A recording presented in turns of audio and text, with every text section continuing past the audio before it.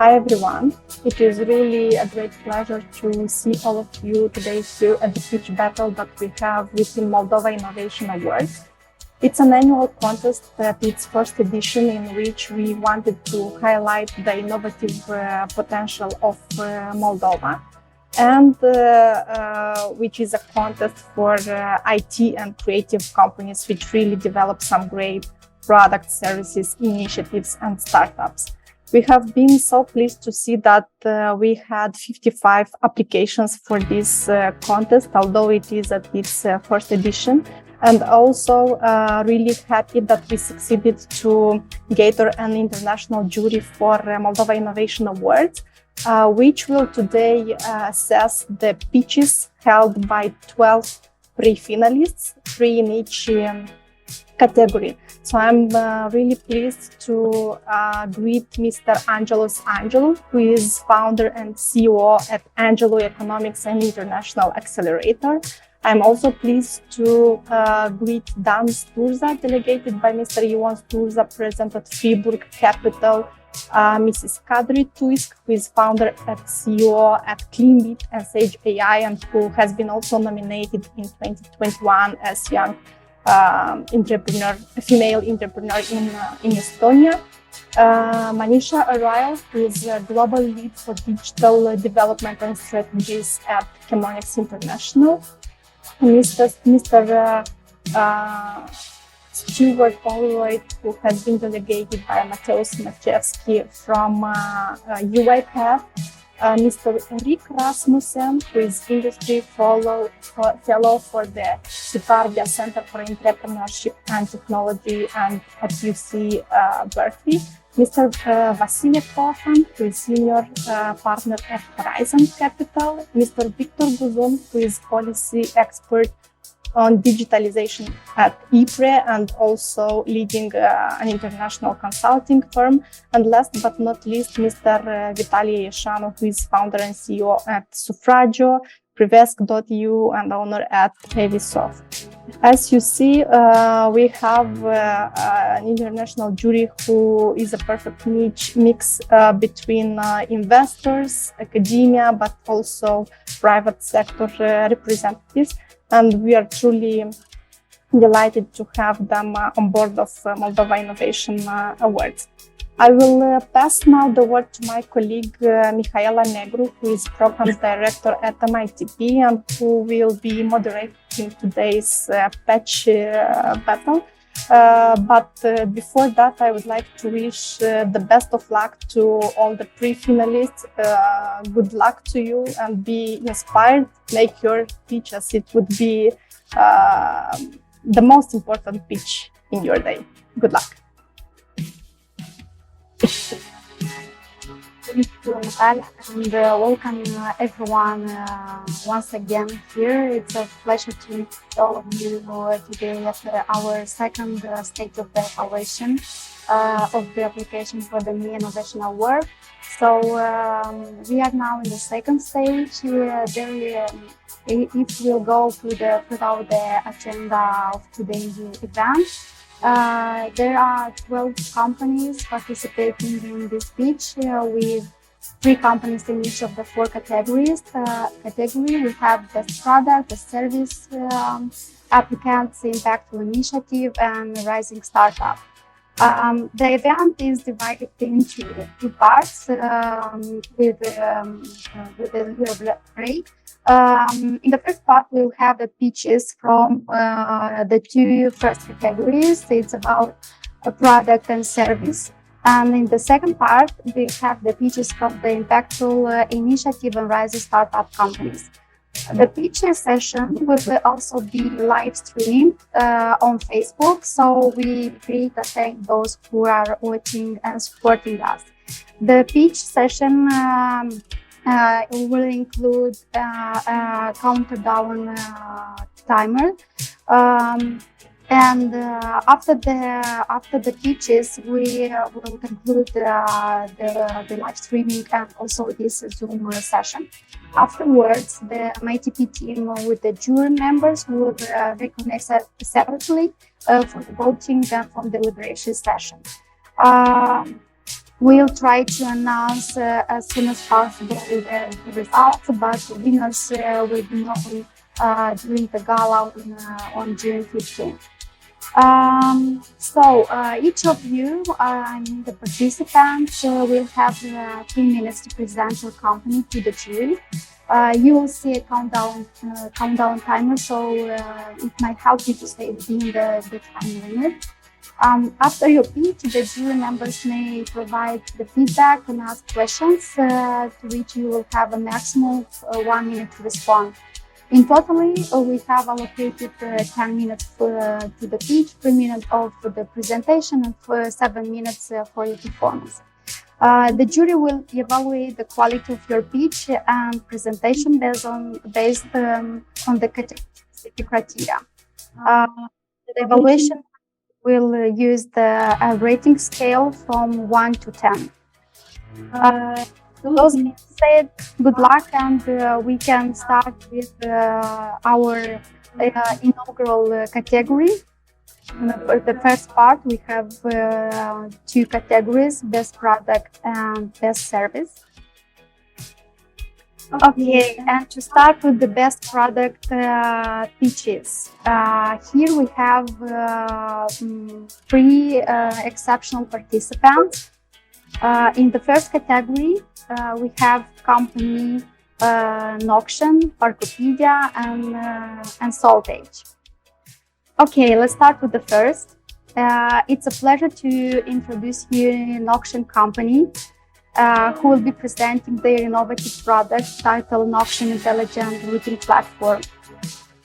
Victor, Leonid, are you ready? The floor is yours. So you can connect your presentation. All right, hi everybody. Leonid and Victor here presenting the Noction Intelligent Routing Platform. When it comes to speed and reliability are paramount. That is exactly what users demand from modern-day networks.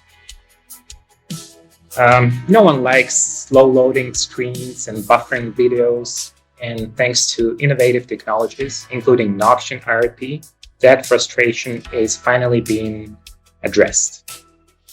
So by now you're probably wondering, what is Noction IRP? What do you guys do? The best thing to understand is to imagine a simplified analogy for Noction IRP that would be a refined navigator. But instead of directing traffic on the highways, it does so for traffic on the internet. IRP finds the fastest, the most reliable routes for data packets to take through the internet for outbound, transiting, and inbound traffic. And this is something I'd like to highlight, that IRP is the only product out there on the global scale that does automated performance optimization for inbound traffic. IRP offers automated bandwidth control and DDoS detection and mitigation capabilities.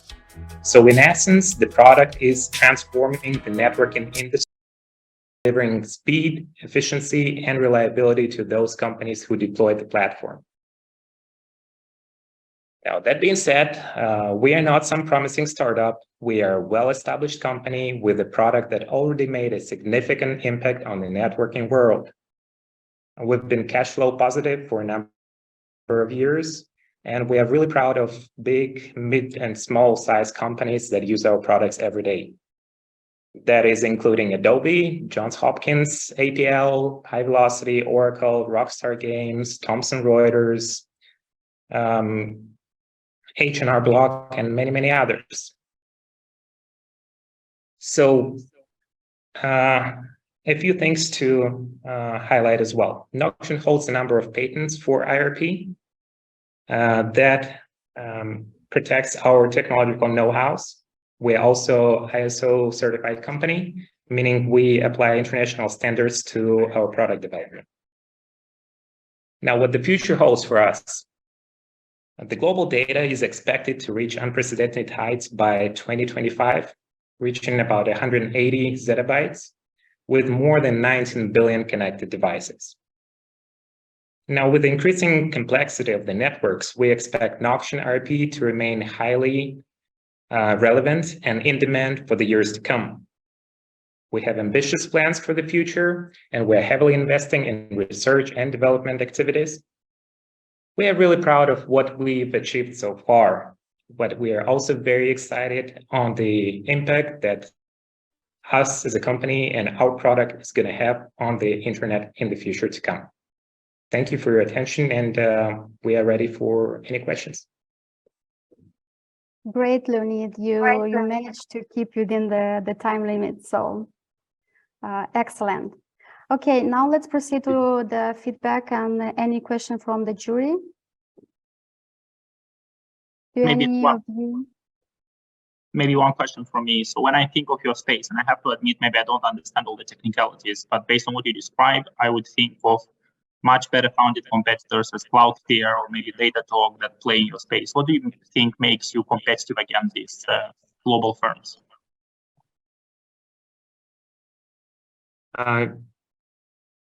Go again, please. So what makes us competitive against who? Much bigger companies like Cloudflare or Datadog that play in the broader space, in auction place. The answer would be we are not direct competitors. Yeah, our products somehow intertwine and address to the similar market. Still, we differentiate ourselves by offering unique capabilities to multi-home networks. As I mentioned, IRP being a platform that offers both DDoS detection and protection, that offers 360 degrees optimization that is not just for outbound traffic, which most of the companies that you mentioned optimize, but we also offer transiting traffic optimization and inbound traffic performance optimization as well. I hope that answers your question. Yes, thank you. And congratulations on the progress so far. Thank you. Yeah, I'll interfere here. And there's the pricing aspect on this part. Thank you. Maybe I'll ask a short question, if I may. You said about international cooperation and this penetration in different companies. What's about Moldova? I'm just wondering how you're communicating with stakeholders from Moldova, and what's the plans to increase your presence in our beloved country? Thank you. It's a good question, and we all hope that one day we're going to have more clients from Moldova. However, the realities of Moldovan economy are different from the realities from other markets in the world. Not very many companies can actually afford to use a product like ours. Not many companies fit in the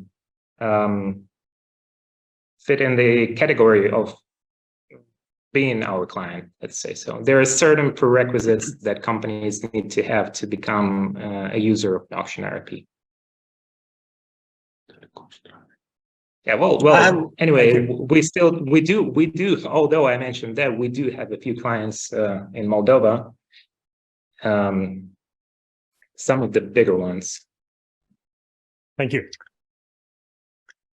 I have a question. Is there a future product roadmap and what that might include? There is, of course, a product roadmap. It is not publicly available at the moment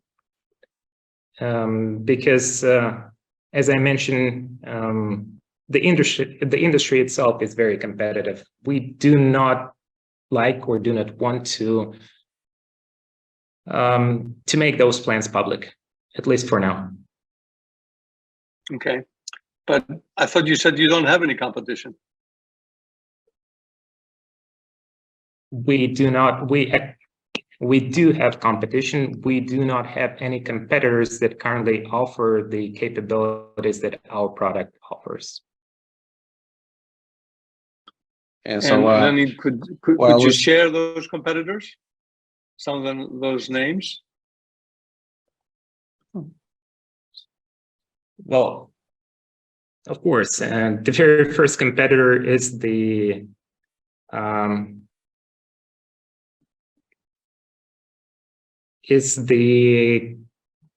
are the people at companies that think that they might do everything manually.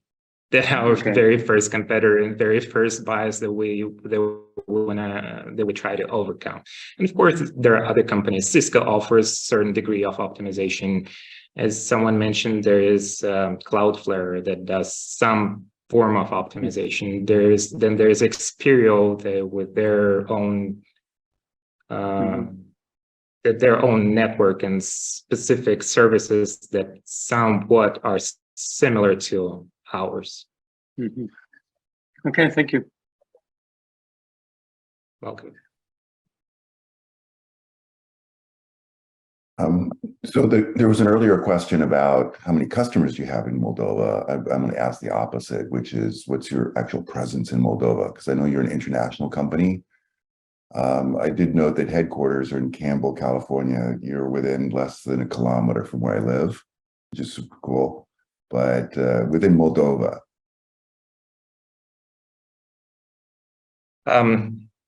Answering the first question, that is 2 companies in Moldova and hundreds around the world. Most of the heavy lifting, that includes product development, marketing, sales, is done out of Moldova. So the office is, the main hub is here in Moldova for development, sales, and marketing. Other offices also do perform sales activities. Technical support. Yeah, and technical support. Thank you. Do we have time for another question? Yes, of we course. have 1 minute. We do. Okay, so very quick question. Can you sort of like give us an example of a company in Moldova that might have benefited from your services? Yes. Trabia, Mol Telecom, potentially Starnet. Right, thank you. Do we have any more questions? No. Okay, thank you, Leonid. Thank you, Victor. And Thank you for your with this, attention. with this input from an auction company, I propose to transit into the next presentation. And next we have Parkopedia, who will be sharing their exciting project called Park and Charge. Yeah. So we have Vladimir here. Hi, Vladimir. Hey, everyone. You can start. Yeah, can you see my screen? Yeah. Good luck. Yeah, great. Thanks. So, my name is Vlad. I'm head of product operations at Parkopedia, talking about our Park and Charge product. So, since 2007, we've been powering parking services in around 15,000 cities worldwide, serving millions of connected cars. We offer a single neutral payment platform that facilitates frictionless transactions for parking, fuel, and EV charging and tolling payments. So we employ around 160 people in 12 countries with 50% of our staff based in Moldova. We excel in cloud-based parking services for millions of cars, serving global blue chip customers. And our expertise extends to tier 1 soft and hardware suppliers, leading auto OEMs and top mapping and navigation providers, allowing us to deliver seamless parking solutions across the whole industry. So what are the pain points in public EV charging? Is the poor quality of EV data that negatively impacts the EV driver experience and has a huge impact on the charger reliability. For example, during testing in California, Bay Area, 28% of all chargers were found to be non-operational. And in the UK, recent separate testing revealed that 43% of the EV chargers claimed to be operational were out of service or there were issues in connectivity. So this is one of the problems. And another one is the diversity of payment options and accessibility of those. A quota of European EV drivers must juggle 5 or more charging cards for payments. And probably in these conditions, they should start a support group for the wallet weightlifters. The modern EV infrastructure needs 10 times more chargers, and the journeys of EVs become longer, connecting not just the city areas, but the whole countries. And these figures highlight the challenges faced by EV drivers in accessing reliable and functional charging infrastructure and data related to it. So Parkopedia acquires accurate and up-to-date EV data by collaborating with charging point operators and aggregators, forming a reliable EV point of interest layer. We enhance the EV discovery process with and real-time predictions for the dynamic EV charger availability using advanced technologies like computer vision and indoor maps. We integrate our data with our parking data, EV data with the parking data, and offering a comprehensive park and charge service across Europe and North America, ensuring that the data is accurate through physical verification and rigorous in-house data quality checks. Finally, in the realm of EV vehicles where charging is predominantly paid, and it's a paid service and the landscape is highly fragmented with complex pricing structures, we have integrated our EV transactions in an existing transaction platform, in addition to fuel, tolling, and parking transactions. And with the introduction of EV payment, we will now offer a comprehensive one transaction API platform that provides a seamless user experience through single sign-on functionality. And furthermore, our platform is PCI compliant, ensuring the security of the payment transaction. And this full integration streamlines the whole process for the end users, for the drivers. Thanks. Great, we're keeping the time. Thank you, Vlad. Yeah. Okay, it's time for the jury now to share their thoughts and ask questions. Are anyone willing to find out more? I will ask the first question. And who are your competitors? Is ChargePoint one of your competitors? Yeah, one of those. But they Sorry? Yeah. Okay. So the competitors are everyone starting from Google and Luxury, but yeah, as you say, the market is dispersed, and the CPOs or the charging point operators or the payment providers are focused on the regions rather than the whole world. Yeah, and in Europe, it's super different in every single country apart. So yeah. Do you offer your own infrastructure, or are you an aggregator of charging stations? No, we don't own our charging stations, so we aggregate the information from CPOs. We collect our own data as well, in addition to the data that we get from the partners. My follow-up question is, how willing are some of the charging station companies to share their API with you? Because are you taking business to them? What is the incentive for them to share with, ChargePoint has their own network, they're a closed-in network, and they're not open to anyone. Yeah, so I believe they're largest. I believe they're the largest in the world. They're all over Europe and in the US for sure. Yeah, so the thing is that the own CPO data doesn't provide detailed enough information for the driver. So the charging point operators would, for example, say that the charging is available 24/7, while it would be located in a Lidl, on a Lidl territory, which is fenced and closed during Sundays. As a driver, you would expect, knowing it from CPO, you would know that it is open while you won't be able to charge your car. That's why the additional layer that we offer, the parking data that we have for over 2 million locations, is something that they are interested in as well. So we partner with them rather than making them rivals. So we offer something that they can't do it by themselves. Okay, we have Vasily. Thank you. Vasily, please. Yes, so Vladimir, first of all, congratulations on building what I think is kind of a tech champion out of Moldova. And also I know your founder, Eugene Tsiklevich, he's very involved in giving back and helping cultivate the local community, which I think is very important. My question is going to be a little bit challenging, so apologies for that.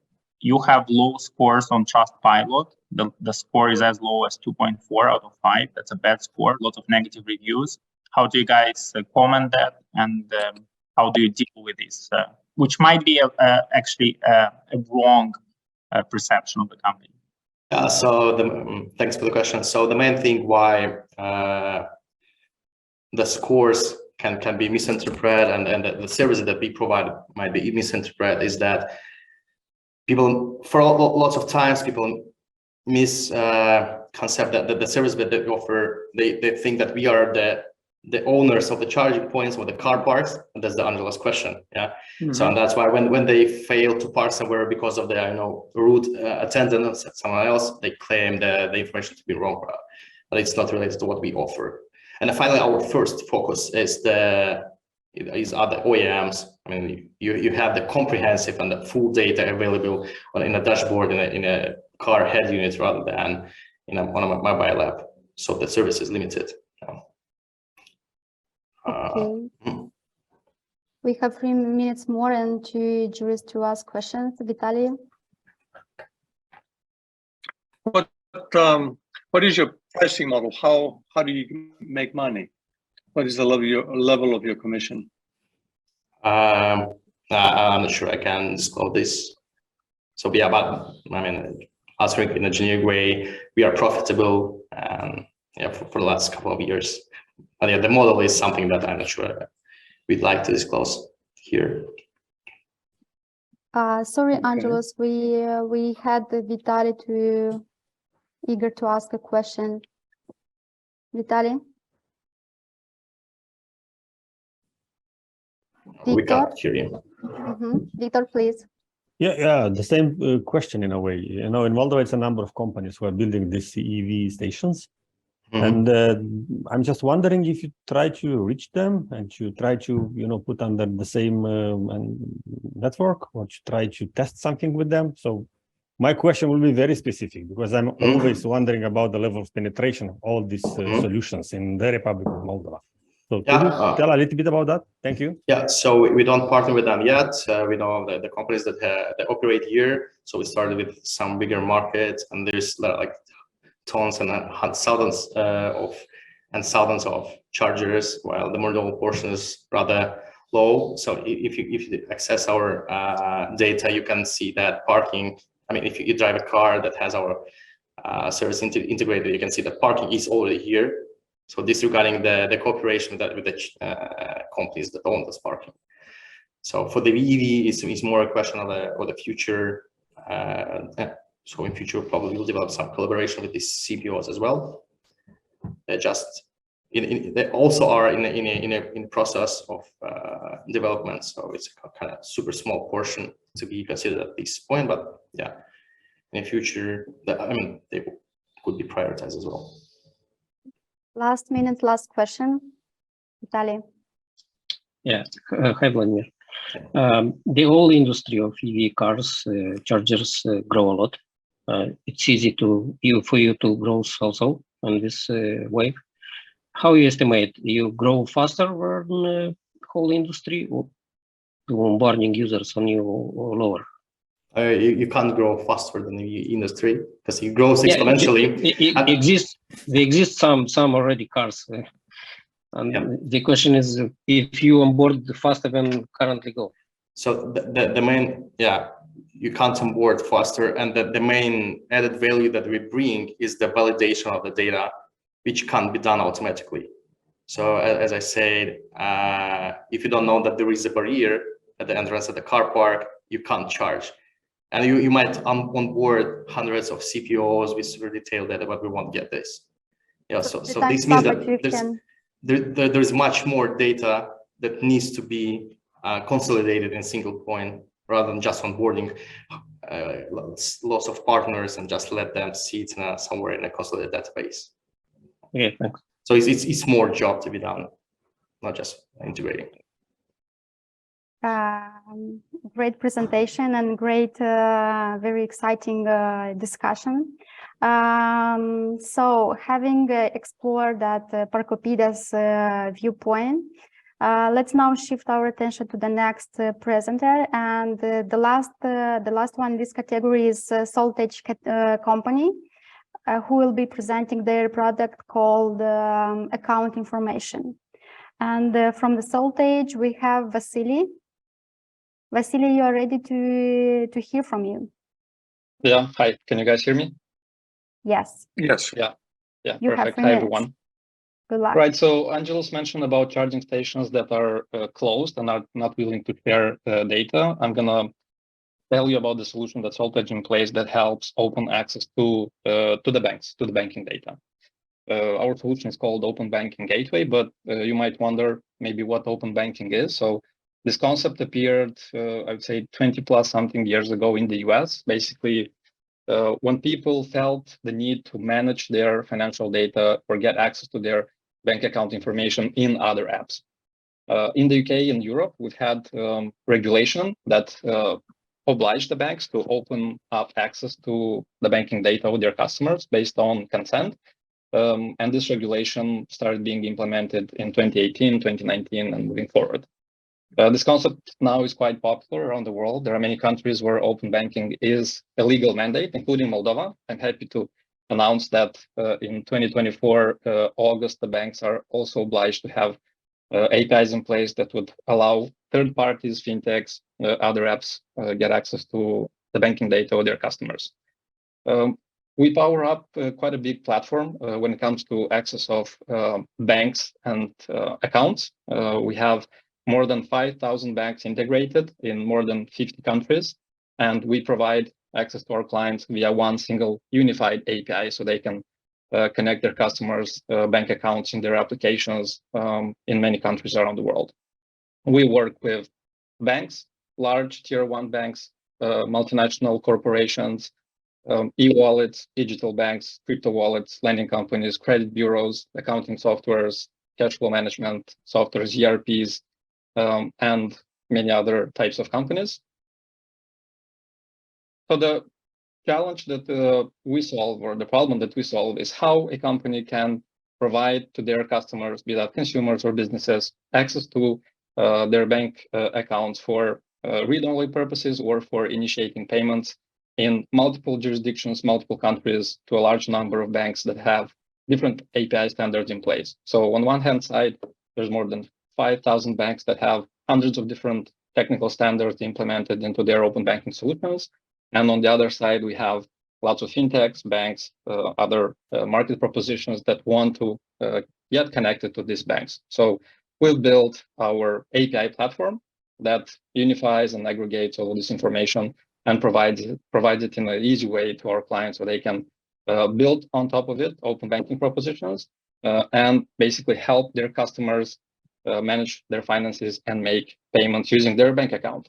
Saltage is in the B2B space, so we work with businesses, with companies that in turn have apps and services that are being offered to both consumers and businesses or corporations. We have 3 main services that are made available through our platform. It's account information. It's a service that allows people and businesses connect their bank accounts to get account details like balances, currency, account names, and so on. And of course, transactions history. And then we have payment initiation, which is basically a tool that allows anyone to pay with their bank account, an alternative payment method to the traditional cards or other older payment methods. Okay, Vasily, On top of your it, time is up. really, we haven't seen the timer. You come to an end. Yeah, okay. We'll have the chance to find out more from discussion with the jury. I see a raised hand from Victor. Victor, please go first. Yeah, very briefly. Vasily, how you see the regulatory framework in Moldova in this issue and the future, especially of that? It's as good as the one in Europe. It's not better, it's not worse, because they implemented the directive.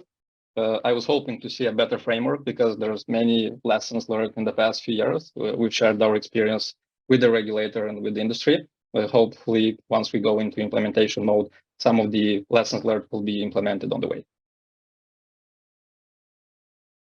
Okay, next I see Kadri. Kadri, please. Hi, greetings from Estonia. Could you please describe me your customer persona and whom do you sell and what is the sales process and onboarding process?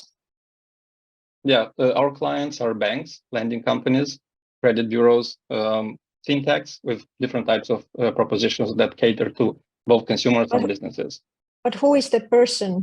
Is it somebody from technical side or from business side? It's both. It can be both. It can be either, depending on the company that we sell to. So if we sell to large banks, corporations, then it's a very complex B2B sales process when you have multiple stakeholders, product, tech, finance, and procurement. And then we also sell to smaller fintechs where we deal directly with the CEO or CTO or the product lead, whoever owns this process internally. And how long is the sales process usually from initial interest to being implemented? It's so from first interest to agreement signature is 5 to 6 months on average. Implementation takes anywhere from 2 weeks to several months, depending on the project scope. All right, thank you. Okay, next I see Vasile Tofan. Please, Vasile. Yes, Vasile, thank you for the presentation. 2 questions, very short ones. First, imagine I'm a potential client and I'm thinking of going with much better funded companies like TrueLayer or Ting, and why should I choose Voltage? And second, you may not be able to disclose the revenue figure, but what was your growth in 2022 and what is your expected growth in 2023, percentage-wise? Thank you. Okay, I'll take it from the last one. Our expected growth is about 80% in revenue, 2023 versus last year. Last year, the growth was much smaller. In terms of why would companies choose us, and we've won against TrueLayer and we've won against Ting, and we've won major bank names that I cannot, actually one I can publicly disclose. It's ING Group in the Netherlands. We have a master agreements with them and we power up their open banking propositions in 7 countries. Why? Because of coverage. We have the biggest, the best coverage in place because of the people's experience, professionalism, and the speed of interactions, engagement, and just helping the client along the way. That would be one of the reasons that are most mentioned by our clients why they choose us. Excellent, impressive, thank you.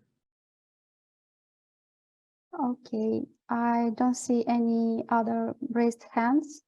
So I will raise. I'll raise my hand. Okay, Angelos, please go ahead. I have a different question to ask you. What might be the pain points in your business, and how are you able to overcome them?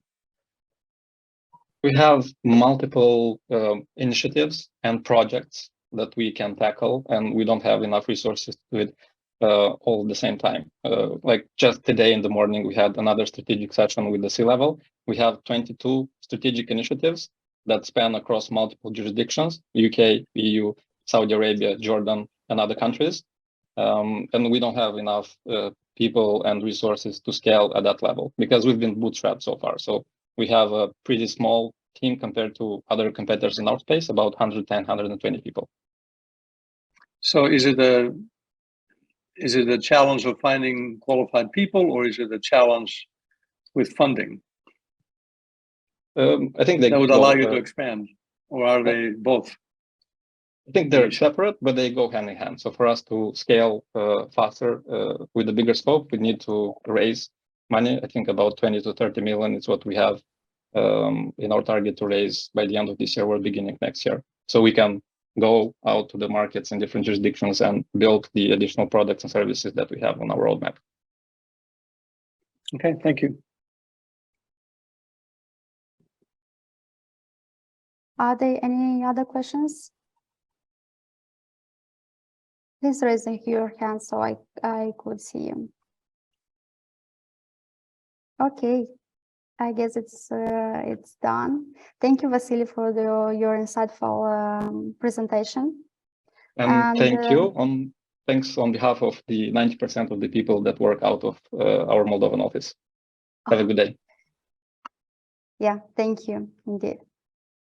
Okay, and with that, we conclude the first category. So we can move on to the second one. The second category is the best service innovation.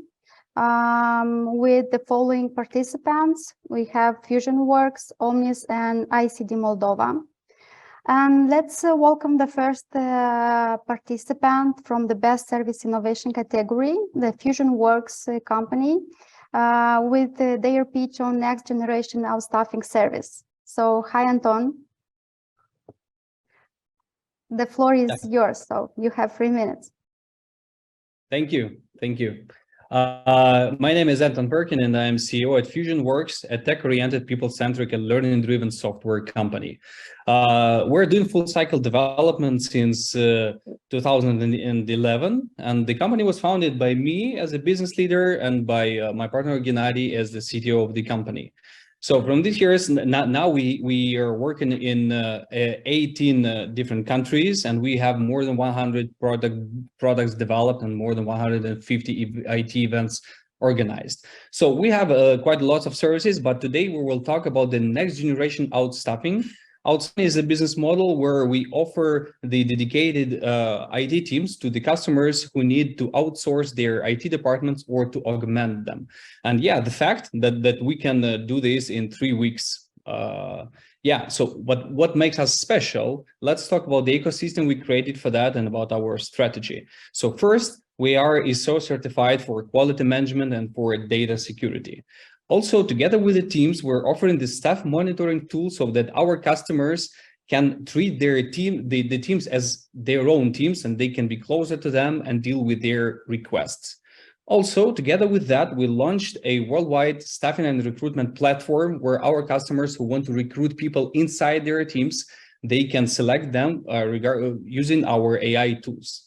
So also, we are organizing the biggest IT event in the country, Moldova Developer Conference, which helps us with our employer branding inside the country.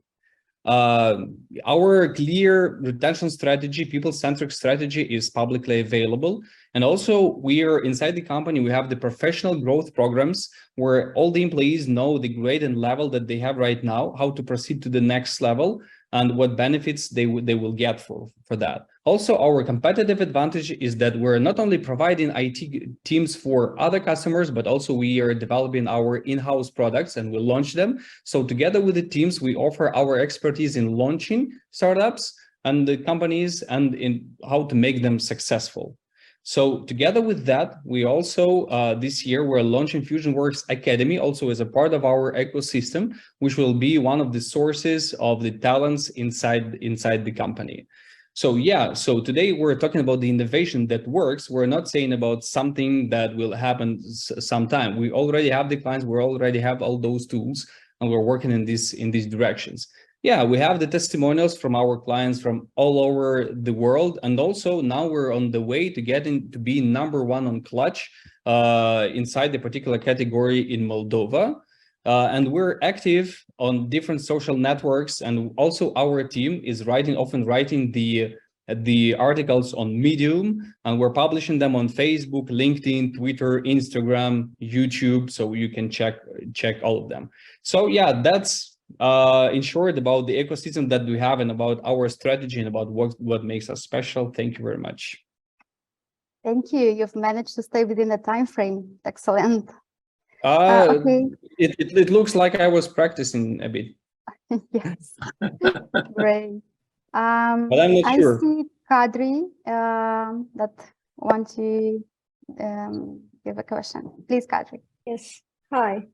I saw that you're having several technological innovations to support your service. What is your main differentiation point besides other outstaffing companies, besides good quality of staff and outstanding results? Yeah, sure. So thanks for this question, because everyone is saying about they have the best quality in the world. But yeah, we're so certified to have as one check mark for that. And the other one is that usually the issue with outstaffing companies is to get the proper talents inside the company. And to do that, you need to have a good employer branding in the country if you're providing the people from your country. So that's why we're organizing the biggest annual IT conference for we started doing that actually when we started the company. So we also are managing the biggest IT community in the country. So yeah, so this helps us to have a good employer branding and to go to that community when they need the resources. And also, yeah, as I mentioned, we have the tools, the staff monitoring tool that we're given together with the team, so that the customers can see the requests of the team, and they can, because sometimes clients, they want to have those teams as close as possible. So we're giving them tools how to interact with them closer. And also we have the global staffing platform. If they need like more people from other different countries and they want to have them on board in their companies, we're also giving them the tools to do that and search for the talents all over the world. So actually our main idea was the creating of the ecosystem. The academy that we're launching right now is a part of that. So it's not just outstaffing, it's just having like all-round system that looks in different directions for looking for the customers, for the employees, like for quality, for everything. So power lies within very good people. That's a very good strategy. Do you also allow your people who are outstaffed to be implemented in their processes, for example, added to their Slack channels and into their internal meetings and etc.? Yes, yeah, we have the processes for that, and yeah, if the customers want our teams to work in their Slack, for example, on their Jira as a project management system, so we allow that. We have the standards and we have the rules for that, for written in our company wiki, so people know how to work with that. But yes, we're allowing that because many customers they want it. Thank you. Thank you. Let's find out more from Vasily's questions, please. Yes, so really congratulations on being such an active ecosystem, I would say, of startups. So well done in terms of contribution. Look, I checked your Glassdoor reviews because people is so important and the way employees feel so important, and they are very high. And also for you as CEO, they are very high. So what is magical about your company that people give such high scores for FusionWorks? Yeah, we're looking at the Glassdoor as well. Now we're focused more on Clutch, because in Clutch we work with the clients, and Glassdoor is more for the potential employees. I can tell you this was in one of our slides. Our company manifesto says that we're building a no bullshit company, a transparent company, and you can see from my T-shirt. Yeah, so we have this thing, but yeah, it's usually, it's not about just writing this thing, because we like I'm not only writing the articles about that, how to work with the strategy, but we're also implementing that. And if you're saying you're a people-centric company and you're not treating well your employees, like this will never work. But so it's not that important what you write. The important is what you do, and it's important not only what people write on the Glassdoor, but about what they're talking about when they go to the rooftop. We have a nice rooftop of the office, and when they go there to talk, and if they're saying something bad about the company, this is bad. So we're trying to have those rooftop reviews good ones, to have them good ones. Well done. Thank you. Thank you, Anton. And we have Manisha with one question. Anton, very quick question about how, if there is a SOS, how quick is your response time? When there is a request? Like if there's an emergency, like let's say if there's a breach.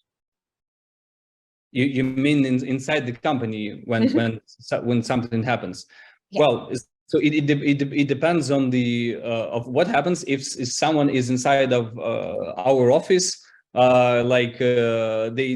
call me, I have the application to see what happens in the office and I can react. But yeah, for example, if there is a data breach or whatever, so we have our CTO who covers that. So usually, like all the C levels, they don't have the working day. You know, we're working all the time. So if something happens, we're handling this according to like as quick as possible. So for different types of issues, there are different types of response times, but always, for example, the room of the CEO is we're writing there an emergency. You know, when emergency happens, like everyone can come here and can tell about it. If it happens during the night, it depends on the issue, but yeah, we can react if it's needed. And follow-up question: what about the response time for the clients?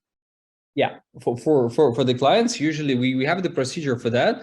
if there is an outstaffing request, which comes here, like we have the immediate response about that we got the request and we'll process it.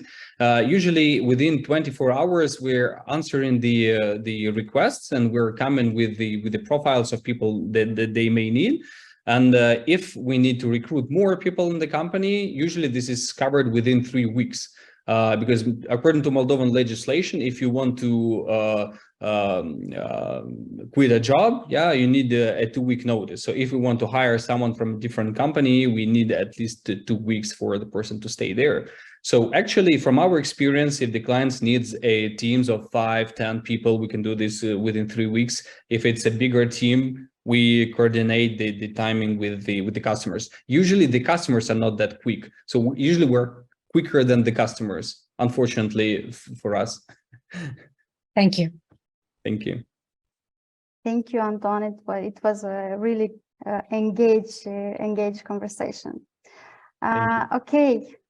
Now that we've gained insight from FusionWorks and from Anton, let's delve into the next speech. And the next in line presenter is Omnis, who will share with us their service. So here we have Pavel. Hello. Hello, Pavel. Please take the stage. Hello, ladies and gentlemen. Let me introduce you to Omnis, the game changer in the insurance industry in Moldova. In our market, insurance services can be categorized into 3 stages. Traditional methods using physical brokers, online procedures, the second one online procedures with complex forms and operator assistance, and the third one personalized services with reminders and cashback from familiar agents. Having personally experienced all of these 3, we saw room for improvement. Omnis distinguishes itself with its exceptional hassle-free features. We offer a user-friendly and secure profile where you can manage easily your vehicles, properties, family members, and quickly obtain insurance with just a few clicks, 24/7 with instant issuance. Coupled with not intrusive reminders from a personal digital broker, we're redefining the insurance experience. You'll always have the information at your fingertips, so you can feel confident that everything is covered. Since our soft launch in April, we felt almost no advertising. We already have over 1,500 accounts created. 1,000 individuals have added their personal information and 500 vehicles have been added to our platform. The positive feedback we've received from our early users gives us confidence that we're moving in the right direction, and they eagerly wait for us to introduction of new products. With a skyrocketing market demand for insurance services, Omnis is at the storefront of this evolution. The total market size of 500 million leis of RCA and travel policies issued to physical persons in 2022, and with a market average of 30% commission for insurance brokers, demonstrates the vast opportunity that awaits us. Our complete digitalization allows us to optimize operational expenses and invest in new products, quality services, and attractive offers for our customers. Most of our financial resources are invested in IT development and marketing, and that's where our team comes in. We have co-founders, 3 entities, an experienced insurance broker with 15 years of expertise, a leading online advertising agency in Moldova, and an IT company with over 10 years of experience in creating products for e-commerce, financial instruments, and media. This combination allows us to provide the most cost-effective solution to address our customers' needs. Our future plans include exciting partnerships, expanding our service offerings, and introducing innovative subscription plans for insurance. We will always listen to our users and adapt to their evolving needs to provide the best insurance experience possible. Thank you, and I'm ready to answer your question. Great, Pavel. You managed to keep it within the time limit. Okay, and we have Victor with the question. Please, Victor, share your question. Yes, hello, Pavel. I'm just wondering about how you're logging into the system and how this interoperability with other platforms is ensured or assured. Do you have any interconnections with the Moldovan digital signature certificates, authentication certificates, like mobile ID, and this ID, and this token, or no? No, we are in a negotiation. This is important because it's very important. In every digital solution, I should know as a customer who is behind the door, behind this particular computer. Number one, and this is exactly Pavel Novak or Vasily Tofan or Victor Guzun. And super important is how to make sure that interoperability with other service providers or state institutions or border checks and stuff like that is ensured. For me, this is crucial. Could you comment on that? Yes, exactly, for us also. And actually, we are negotiating with them and we are working. Well, and we want to bring, we're waiting for to launch the mobile signature application. So everybody, because if you launch now these features, it will be available to a few persons only, a few mobile signature have, and we will have access to the data. When it will be brought to everybody, it will be easier to us. And for our experience, what I want, to have a real good KYC using the mobile signature, and to ask the client if they give us the permission to access their vehicles from the mConnect, to access their properties, to access their data passports, and to auto-complete all the information what we will need. And to be aware that our data is safe, it will get from the API. But unfortunately, it's not accessible at now, and we concentrated to automatization of the RCA and green card issues. Because in Moldova, until now, we don't have an API, actually public API to make it automatically. So our main struggle, and the last year we accomplished it, we automated, we created a human automation in outside, and we automated the job of a broker who just entered the data from the documents to an application from the state. And we automated this process, and we are creating this really digital broker who is working now. We are waiting for an official API to integrate it with them and to integrate with mConnect to bring new features and new possibilities. We want to manage our life through the application. So it's not just insurance. If you have already the vehicle, you should pay your taxes for the road. You should pay, and everything can be done via the APIs from the Gov they had now. And we wanted to integrate and to really help the people, to our users, because our goal is to make the application useful, so everybody will install and not use only one time a year when they need to get a new insurance for the car. Okay, Thank you, Pavel. we have we have 3 more juries eager to ask you some question. The next one is Vasily Tofan. Please, Vasily. Yes, Pavel, thank you for your energy. Look, I'll ask a question that may come across as provocative, but please bear with me. So there's 3 things that in the end determine the success of a startup. It's the team, the product, and the market size. So you have a great team, great product. The market size yourself, you say it's about $9 million addressable. Even if you take 50%, it's going to be a $4 million business. Is it worth all the effort? Sorry, it's deliberately provocative. In Moldova, yes, but it's just the beginning, because the same structure, the same logic is market in Romania and Ukraine. We just neighbors market and we integrate. Yes, there is a bigger, they have already this kind of services. But if you look only about the people who have both citizenship, Romanian and Moldovan, and you'll bring application, but you can manage information or insurance in both countries. If you have Moldovan citizenship and Romanian car, it can be something good. And Moldova is just the beginning. We are testing our UI, our idea of integrating one point to manage your life. And next year, I think our goal is till the end of the year to finish with insurances and to integration with all the things that is very eager, and to next year to launch on new markets. And Romania will be the next one. Excellent. Well done. Thank you. Please, Angelos, share your question. My question is, are you, I'm not familiar with the Moldovan regulations, but are you allowing your clients to get the best rates from different insurance brokers? Are you an aggregator? Are you an underwriter yourself? Exactly. We are a broker, we are aggregating, we are showing the different prices. Unfortunately, in Moldova, we have different prices only on only on travel insurance or medical travel insurance, because for cars and from green card, there is by law, and each insurance company have the same price.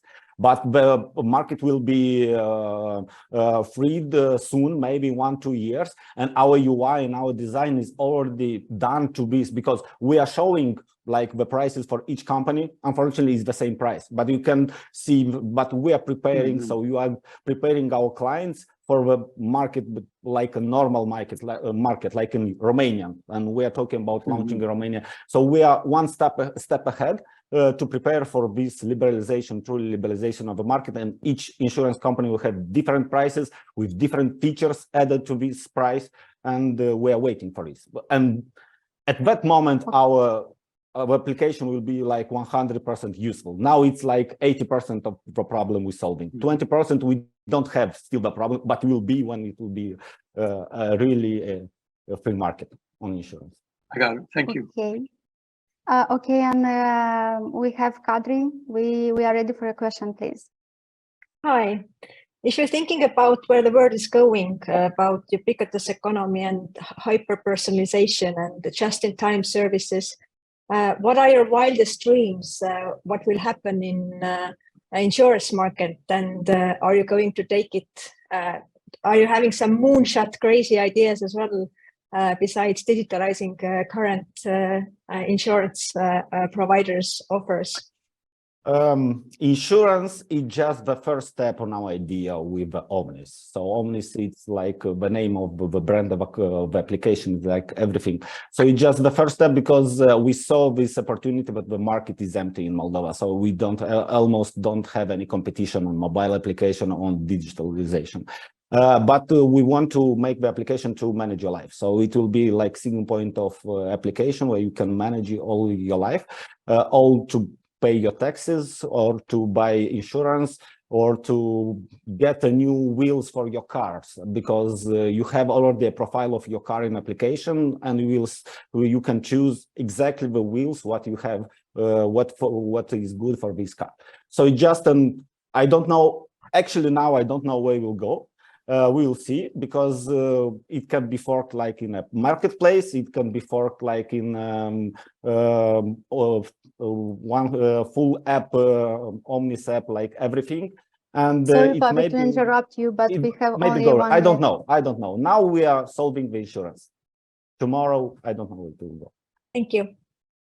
Really Thank you very much. Yes. And thank you. It's a really insightful presentation, but we have to go next. And now I invite Alexandru from the ICD Moldova. I invite you, Alexandru, to take the stage and to start your presentation of on health injector, health system. Yes. Hello, everyone. Yeah, you can share your presentation, and best of luck. Thank you. Confirm that you see my screen, please. Yeah. Okay, nice. So I am Alexandru Halmaja, embedded systems engineer at ISD Moldova, and I will talk about the health system project, which makes the animals' health management easy.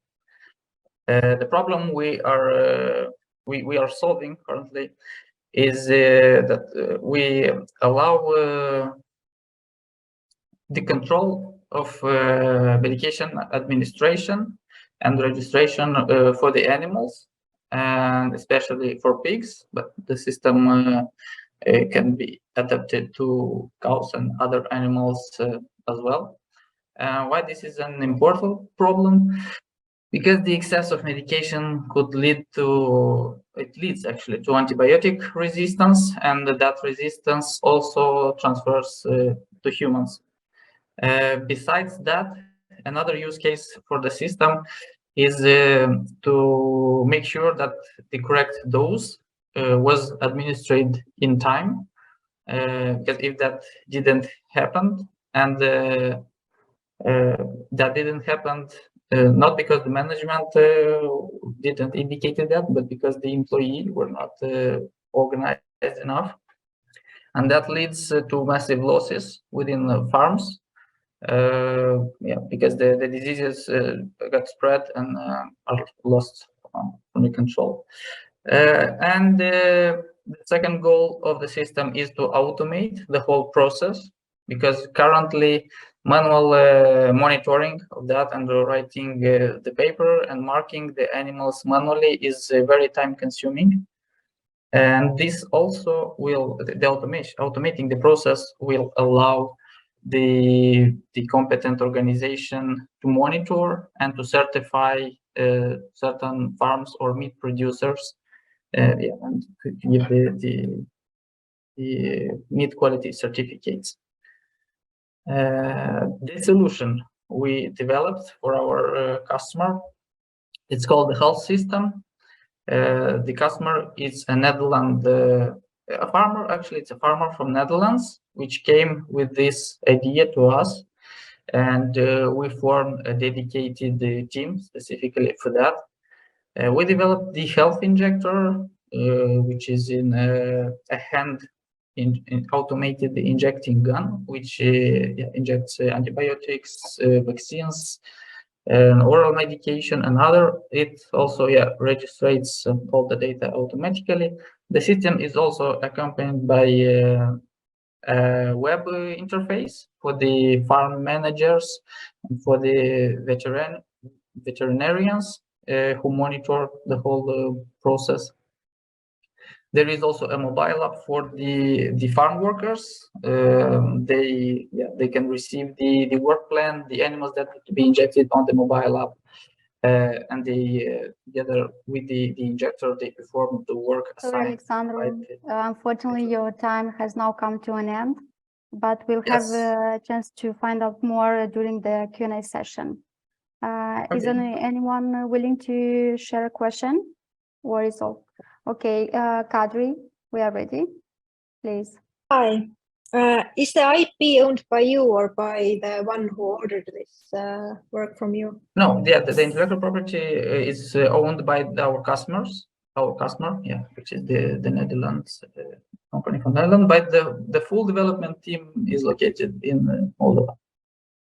And the product owner is in your company, and are you still developing it further, or was it a project-based development? Yes, the product owner is in our company, and the injector itself, it's on a market-ready stage. So it is already tested in Netherlands, in France, in Canada. We have shipped devices, and we have around 30 active devices around the world that are being used currently. Thank you. Okay, thank you. Victor, please share Alexandru, on the hardware part of your injector, you are cooperating with any company from Moldova or from the region? Where do you bring it from? Thanks. Not really. If we talk about manufacturing, it was done, for now, it's done in Netherlands. If we talk about design, then it's done by us at ISD. Okay. Thank you. Alexandru, any big farmer company from farm from Moldova was interested in this? Not yet. We recently contacted, I think, one of the biggest farm from Moldova, but we didn't establish the connection yet. On the other hand, we have a customer in Ukraine. It was a surprise for us, and their use case is a bit different than what we developed the system for. They are more, they want to deal with the fact that the medications are being stolen from the farms, and it's not delivered in time to the animals. So we do have a customer in the region. Okay, I see. Angelos.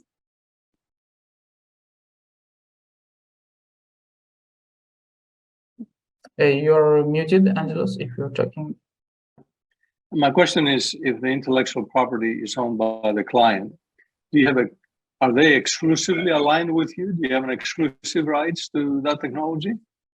Or can they choose another? You have, okay. And is this for perpetuity, or is it for a number of years? For now, it's for the time of development. While we are active, while still the contract is active, then we are exclusive partners. Okay. Thank you. Kadri? But the sales is done by your partners, not by you, or how is it done? Partially, yes, but we assist him with that, especially with the Eastern European region. So with the contact. Do you get the cut from the sales as well, or no? No, not yet. All right. Thank you. Okay, I guess that there were the whole questions. So thank you, Alexandru, and we wish you all the best. Thank you. And thank you. Bye. Mihaela. Okay, Vasily is here. No, it's a thumbs up. So thank you. Very nice. Well, Mihaela, I guess my follow-up question is the exclusivity going back and forth with your client. Could you work with any other companies like the one from Netherlands? You mean working on developing similar products, or could your gun be marketed to other companies? Could it integrate with other companies? If we same sector. Okay. Actually, we sell let's say the business model is that we sell the tags that are being used at farms, and the system is delivered just to be used. So we remain the proprietary of the whole the equipment, all the stuff, and the system goes as a whole. So the injector plus the backend infrastructure, the mobile, everything. It goes as a service to the customer, and the customer buys just the tags. I guess my question was, can you sell it to anyone else other than your client? Oh, no. Okay, so you are exclusive to them. Yes. Okay. I think the understanding maybe there's some misunderstanding. So can you sell only to the Dutch company, or you can sell also to a Danish company? If we talk about the service as the health system application, we don't do the sales directly. The customers do the sales, and we assist him with that. And he is the proprietary of the system. Okay, that's helpful clarification. Thank you. Okay, we are done now. Yeah. Thank you, Alexandra, again. Thank you as well. Yes. And after the insightful session with the product and services, it's time to move on to the second part. Agreed with the agenda, we have a little break, but if you all agree, let's keep the break and to keep the pace of discovering all the companies. Okay. Yes, agree. Okay, yeah, great. Let's do that. Okay, and let's move to the next, to the second part of our pitch battle. We have here two categories. We have the impactful initiatives companies that applied and the rising startups. The participants in the third category, impactful initiative of the year, are Fagura, ICD Moldova with the charity project, and Garmi. So if we are ready with the technical part, I have a pleasure to welcome here Dumitru from Fagura, as he present the remarkable product of our fintech industry. Hi, Dumitru. Okay. Do you have your microphone switch on? Okay. Best wishes, and you can start your presentation. Just a second. My screen is blocked with the presentation, so I have to switch the view. Just a second.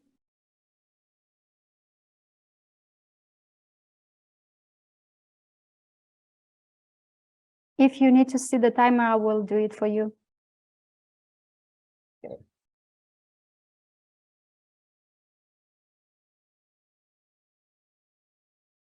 The time is on.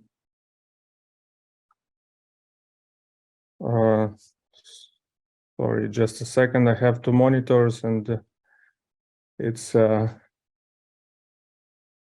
going in different. Now we just see you, Dimitro. Just a second, yeah.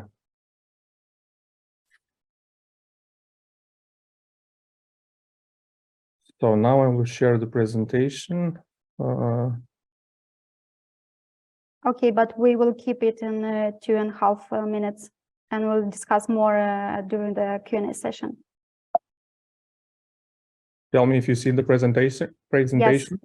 Yes. You see it? Yeah. Okay. Please. Good Hello, luck. my name is Dumitru from Fagura. We're building the first P2P lending marketplace in Moldova. Our plan is to build a community digital bank where people can borrow, invest, or transfer money instantly. But first of all, we have managed already to build a P2P platform where borrowers looking for lower interest rates are meeting investors looking for higher returns. We are a validated platform being active on the market for more than 4 years. We have managed to raise more than 1 million euro from our investors.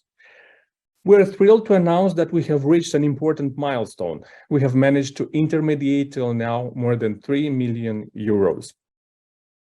Starting last summer, we've decided to give back to the community, to help local startups grow faster. We've launched the financing for small and medium enterprises in Moldova. Results until now make us very proud. We have managed to fund 50 small and medium enterprises from Moldova with 0% interest rate, with the total loan value of more than 170,000 euro. All this money was used to invest in equipment, digitize processes, expand production, and scale the business. Of course, we're very happy that we've managed to help a lot of startups and initiatives which were launched after the pandemic started. And we're not stopping here. In the next 2 years, we're going to offer $1 million for 100 small and medium enterprises in Moldova with a very catchy thing, 20% cashback for each participant in the project. We believe our initiative has a very important impact, economic impact. We support tech startups and small and medium enterprises in Moldova. We boost local economy system in such difficult period, and we help investors to diversify their opportunities. Our solution is innovative, accessible, and it empowers the local businesses community to develop and innovate. And if you don't believe me until now, I have to say that we lead by example. 500 people in our community invested in our startup more than 1 million euro. Everyone became a shareholder at Fagura. All of this would have not been possible without a great team and, of course, our partners and sponsors. Thank you for your attention. Thank you, Dumitru. We've overcome our issues. So we have a question from Vasile. Please, Vasile, share your question. Yes, Dumitru, great to see you here, and great presentation given the glitches at the beginning. So great recovering, which what an entrepreneur has to do, and you clearly mastered it. So look, my question is going to be provocative a little bit.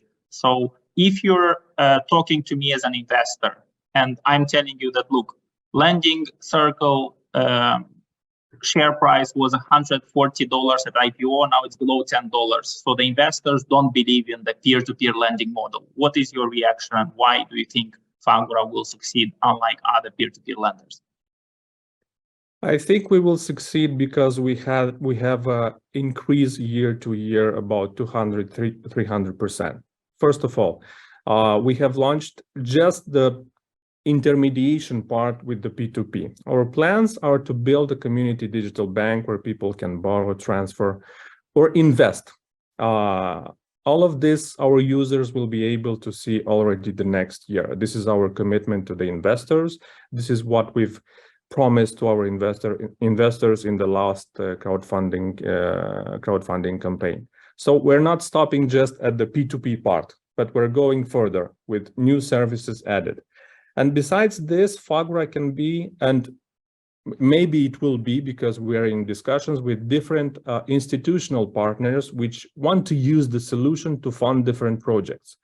For instance, we have ODA in Republic of Moldova. It's an organization, it's a state organization which is now funding a lot of companies.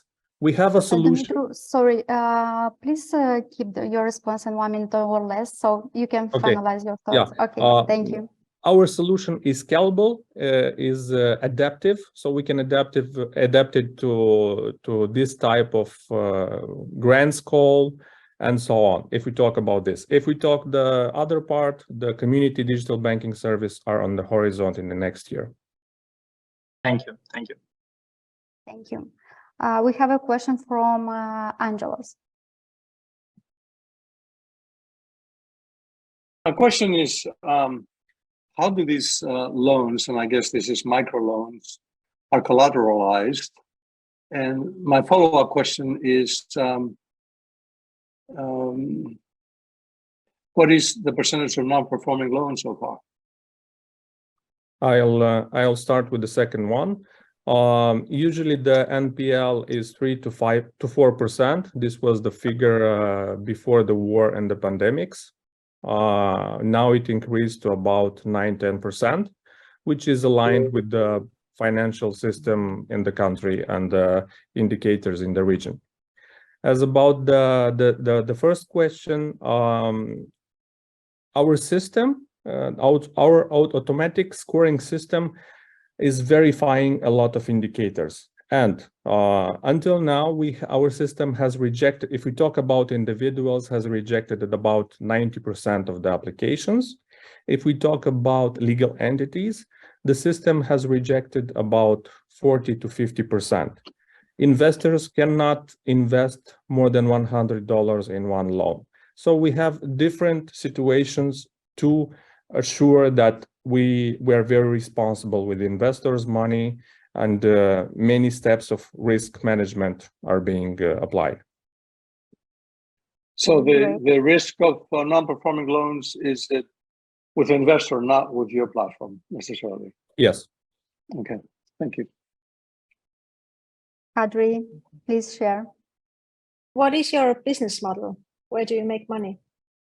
The business model is very simple. We have a commission fee of 2% from investors and 3% from borrowers.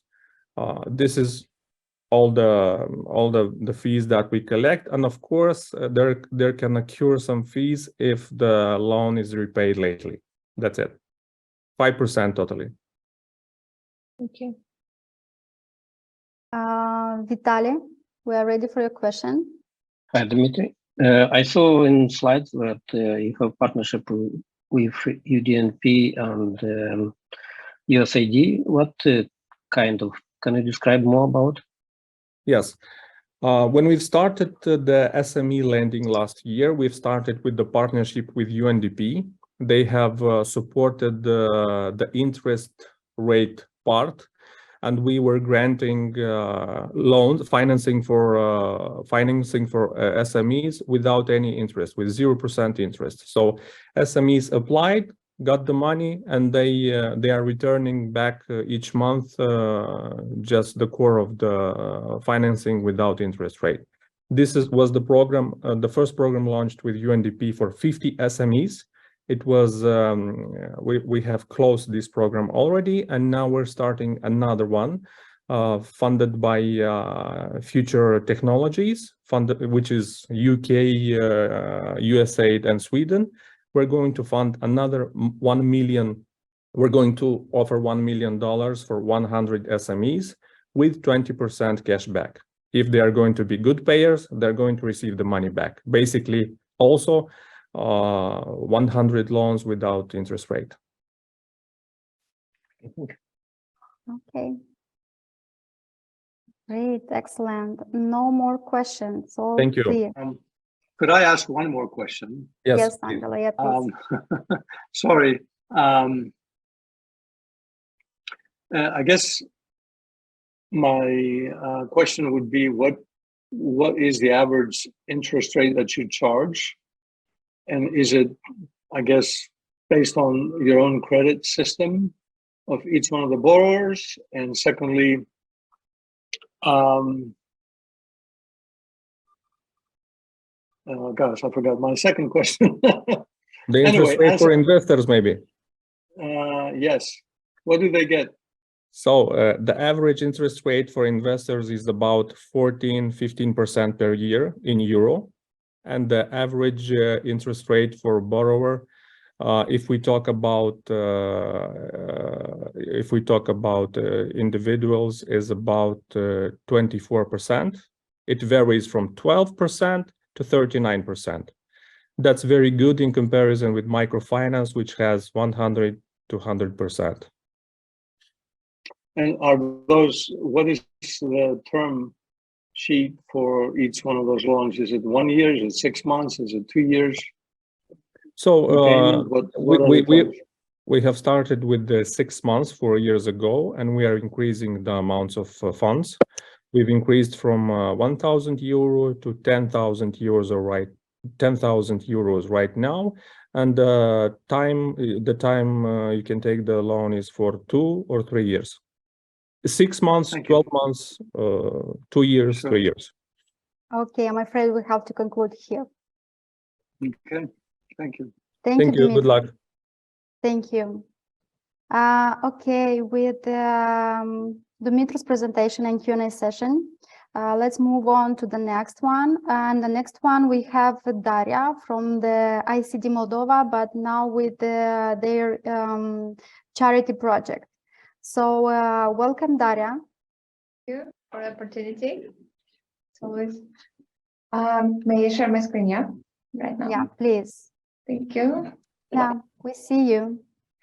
That's great. I want to see your screen also. Just a second, please. Do you see? Okay. You see? We see it. Yes. Just give me a second, please.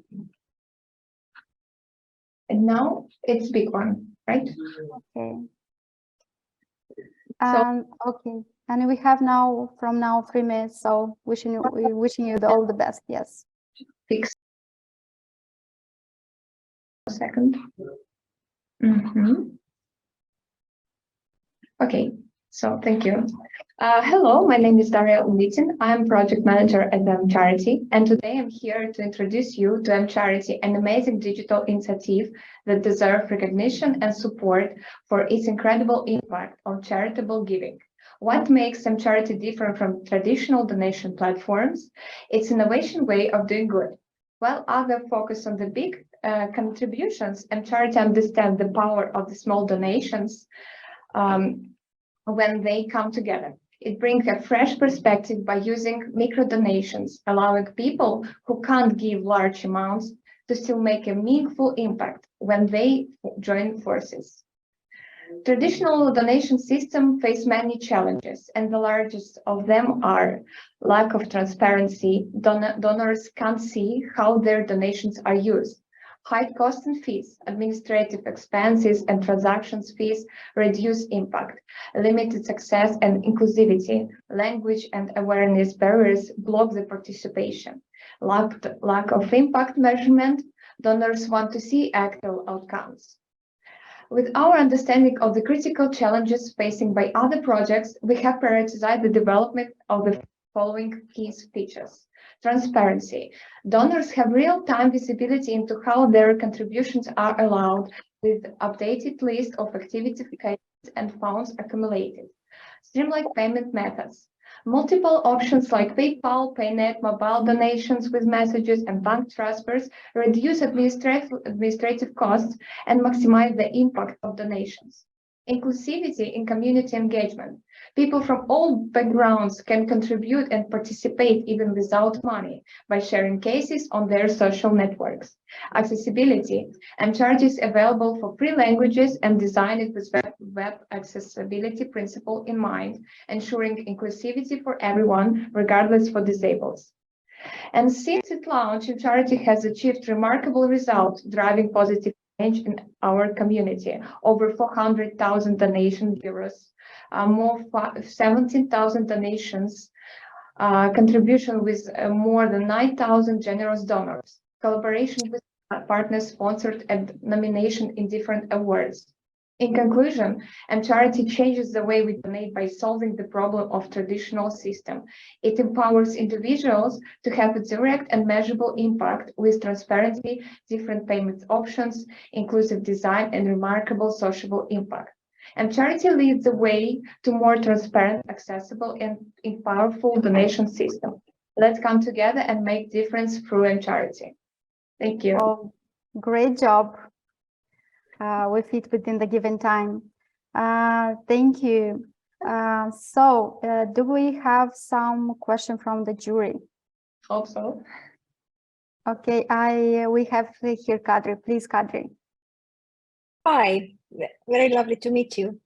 Is it similar to GoFundMe, which is like international solution for micro donations? Sorry, you interrupted, but I think I see what you mean. Yeah, we have three ways, different ways of donations, and we accept different part of currency, euros, dollars, and Moldovan lei, of course. Thank you. But what is your product development pipeline? Are you the product owner and the owner of this charity, or is it outsourced? It's outsourced one. Yeah, sorry. Now I get it. Yes, it's outsourced. We have a founder. It's Tatiana Russo. It was her idea because, but she came to us for the website development, and I think she's really great with it. So yeah, we are just extended team which developed, but we also participate as product owners because ISD is sponsoring this part of the development. Not all, but yes. And yeah, we all integrate our ideas together, discuss, and make the best product ever. Thank you. Okay, next we have Manisha. Please share your question. Hi, this is fascinating. Is there an offline element that you're connected to as well? For sure, yes. And as a founder, our founder, yeah, for this project, always organizes some achievements. A year ago was a festival where people could participate. This was like a fashion show for the people with disabled, really interesting one. Also, I know each came. Thank you. Thank you. Okay, please, Angelo. My question is, does the donor dictate who gets their donation, or do you run campaigns for different non-for-profits or charitable organizations? No, we're not running any campaigns. A founder do their own. Also, we made her private admin account where she add all information to make it very transparency, very welcome, user friendly for her. So she administrated everything by her own. We want to make add features and in development part to participate more.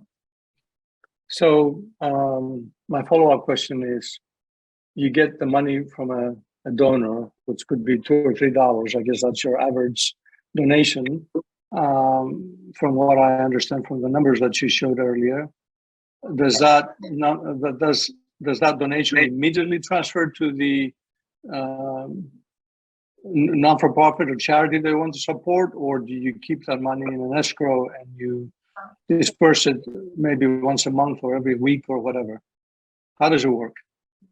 They transfer to M-Charity, as I know, they transfer to M-Charity account, and after all money transferred to the account of the person which is in danger or something like this. But you can see how much money was donated and how much was transferred, so it's really transparent. And you see your donation.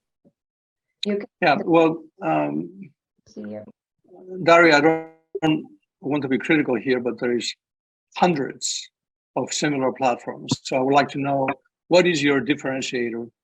All of them are digital, by the way. What is your true differentiator here? From the development part, we are built on the React.js and JavaScript. It's rarely you can see on the donation system because most of them are made from WordPress.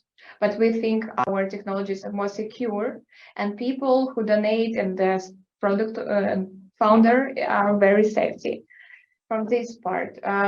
Also, we are cross-browsing. We use many device support. I don't know, but we involve many people in good things. I don't think it will be enough to people in this world to make good points.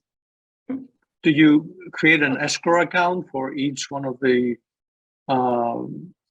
philanthropic organizations or charities? Where does the money go to? Does it stay in an escrow account and then it's transferred to the charity, or do you keep it yourself? No, we don't keep any Sorry, money. Daria, could you keep your response shortly because we Okay. have one jury to All money goes directly to the foundation and charity, and after transfer directly to the people which transfer was. For example, you donate for one person, you see it on his account, on then charity, and after you see the transactions, documentation, which is transferred to the person. So I see. Thank you. And Vitaly, please. My question is more about how to let Angelos understand our country problem. So Daria, could you explain for me and for Angelos why it's very hard to donate online in Moldova? For example, I want to collect some donation. Why it's very hard to use GoFundMe or other international platforms?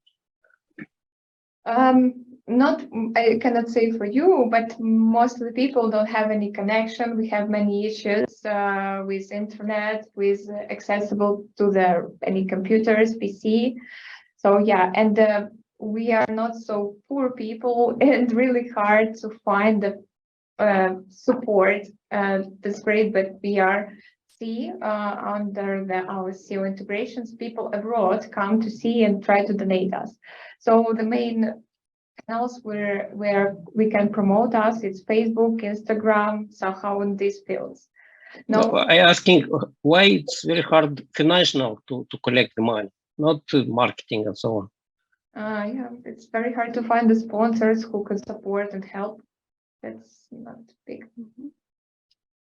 Okay, dear jurors, should we give 1 minute more to share all the questions?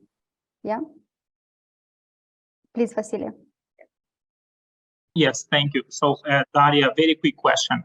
You're the first and so far the only woman entrepreneur, woman founder we have. So tell us, how do we get more women to be successful entrepreneurs like yourself? Thank you for this question, but the answer was I couldn't answer very fast. Yeah, it's challenging, but hope it's going to be changed in the future. But I see the opportunities in my company as well. It's creating many different positions, many developers in Java as well, which we think is very masculine part. We have women here. So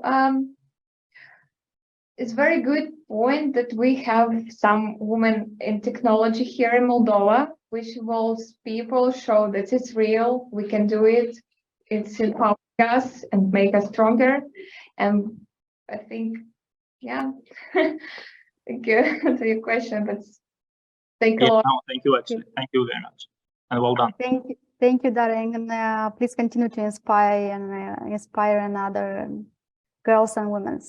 Okay, and we have very quickly to move next. The final presentation in the impactful initiative category is Vladimir with his Guard Me initiative. So please, Vladimir, the floor is yours.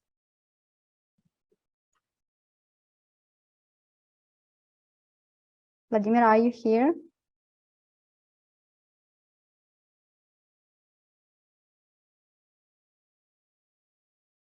Are there any technical issues? No, I'm here. Do you hear me? Oh, yes, now we hear you. Okay, can I start? Yes, please. 3 minutes. Good luck. Yes, thank you. I will start with an anecdote. A woman asked a man why he's afraid to get in jail. I'm afraid that I will be raped. Oh, you just described a woman's life. We asked women what is the cause of fear. They told us that they or their friends were raped or faced rape attempt from drunk boyfriend or stranger. They told us that fear is triggered in the following cases: a stranger or drunk, stronger, flirting. She doesn't know what is on his mind. He can hurt her. She's unable to secure herself or ask for help. You never know what can happen, but you know all the bad stories. Those cases being reported by each respondent and faced daily, weekly, or monthly. A taxi driver is asking for a date, a stranger is approaching from the street, or a man is following a woman. Maybe he is just going to the same direction. In most cases, nothing bad happened, but caused fear. It is unwanted attention in context that is similar to bad events. Our unconscious mind recognizes the pattern of bad events, and we experience fear as a stimulus to self-preservation. You won't ask a child to stop fearing dogs after one bite, even if dogs are considered the best friends. Now, many of you may think that women are overreacting, as they are more emotional than men. But men possess the same opinion. I was just talking, I didn't have any bad intentions, but let's change the perspective. Just imagine that this happens to your mother, wife, or daughter. We offer a mobile app with a source button, subcontracting security service to a security company. It's faster than police. Average call to police is 52 seconds. You need to identify yourself, explain what happened, and your location. In our case, it takes a few seconds to secretly push the button, and guards will arrive in 3-7 minutes. Our guards can locate faster by having live GPS, coordinates, photo, height, and weight. On average, each account calls only 1-2 times a year, but in those cases, we can literally save life. Nonetheless, users claim that main value from the app is peace of mind. I know that I can call anytime. This is my plan B. I worry less. We have a subscription model that we call security insurance. By framing it as an insurance and not as a service, we can significantly decrease price and make it more affordable. Local security companies offer individual plan for source button for 30 euros a month. We offer 7 euro for 1 person a month and 14 euros for 5 persons. We are the only company in Moldova that implement automatic monthly payment with the help of MAIP, our biggest bank. There is no hassle of monthly payments, and the service is fully online. Setup is a few minutes long. We have location sharing that is free for all, that displays your loved ones online on the map. As the count starts, 62% are men. Overall, we have 60% family accounts and 40 individuals. This is not just business. You can see my daughter. I don't want her to experience fear. My time is over. Yes, but we have 7 minutes for Q&A. Yeah, I actually finished. Okay. You'll have the chance to answer during the question. And we have a question from Victor. Please, Victor. Vladimir, hello. Thank you very much for this presentation. This is this type of solution where without the cooperation with the law enforcement agency, the final result could not be 100% assured. I know that you're working with prosecutor company in Moldova. They're operating only probably in Chisinau and maybe some other cities. So how you ensure this cooperation with law enforcement, with the police, first of all? Because it's one issue. I have seen your clips, video clips and stuff like that. But it's one thing when, the driver is just making some, questions, stupid questions to the customer. But it's something else when it's a serious trouble. And, only police has the mandate to react to them. So please elaborate a little bit on this, what is now, because I know it's a lot of problems with this and probably what you're planning for the future. Thank you. Yeah, thank you. That's an easy question, actually. By the law, security companies are part of public security service. So by law, they are obliged to call police if there was like physical contact. If there was just a verbal contact, no problem, they can leave. If they somehow caught a person that hit someone or provoked a conflict, they will call police, and this is the only case that they can call him just to send him to police, just to give him to police. We are working in Chisinau, Belts, and Strashenets, 3 cities, but we are not unlimited to other security companies.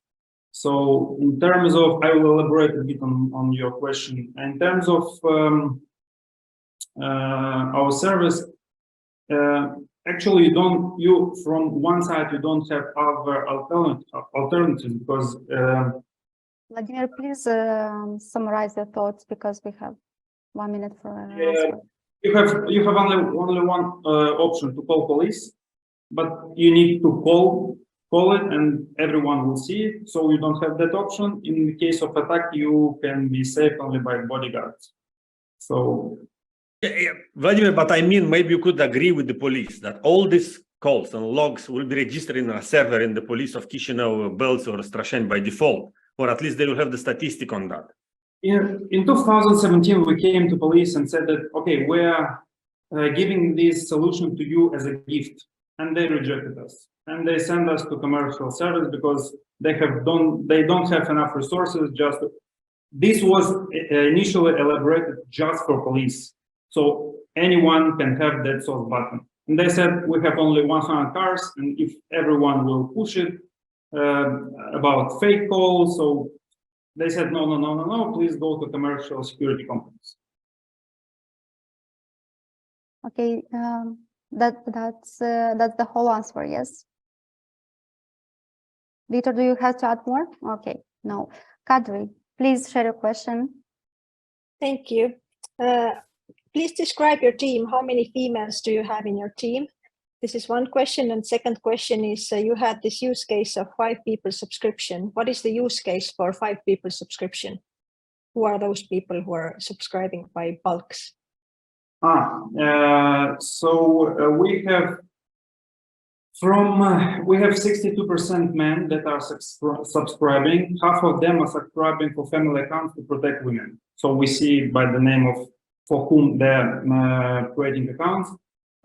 From the female accounts, we have 72% of accounts that are created for family and only 28 for individual use.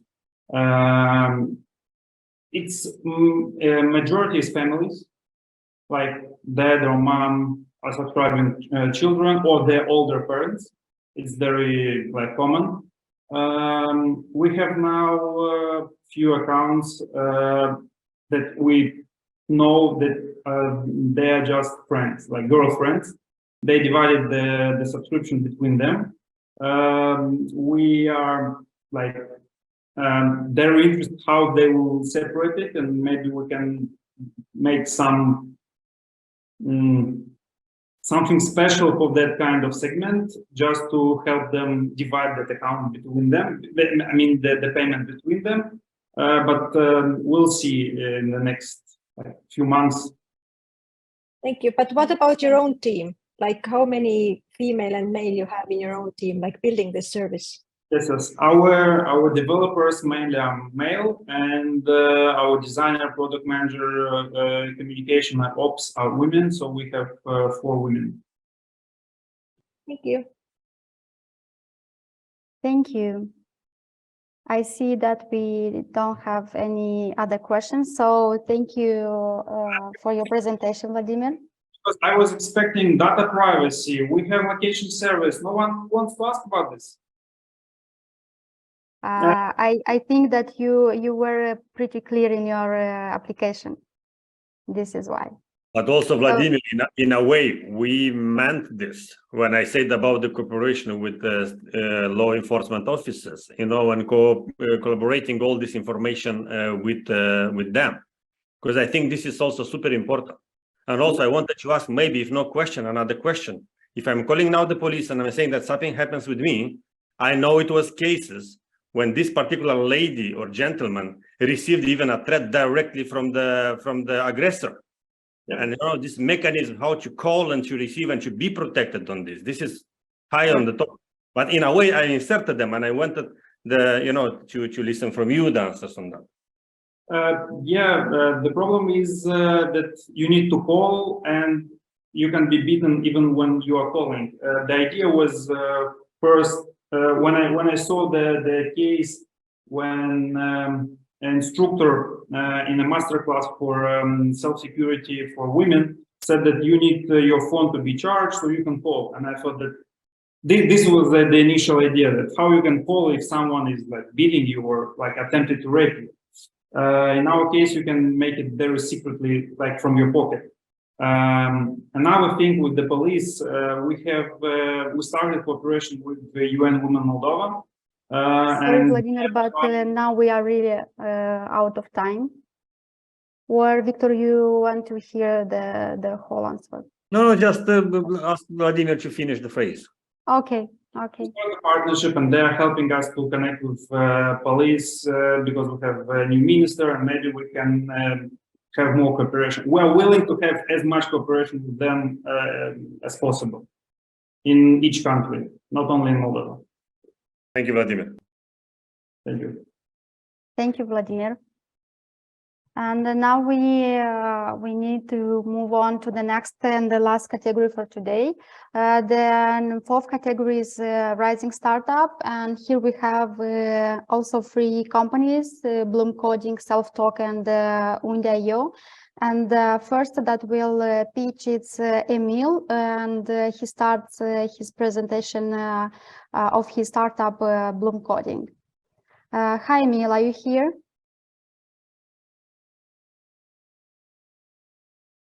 I am. Yeah, yes, we hello. see your screen. Hi, and take the stage and good luck.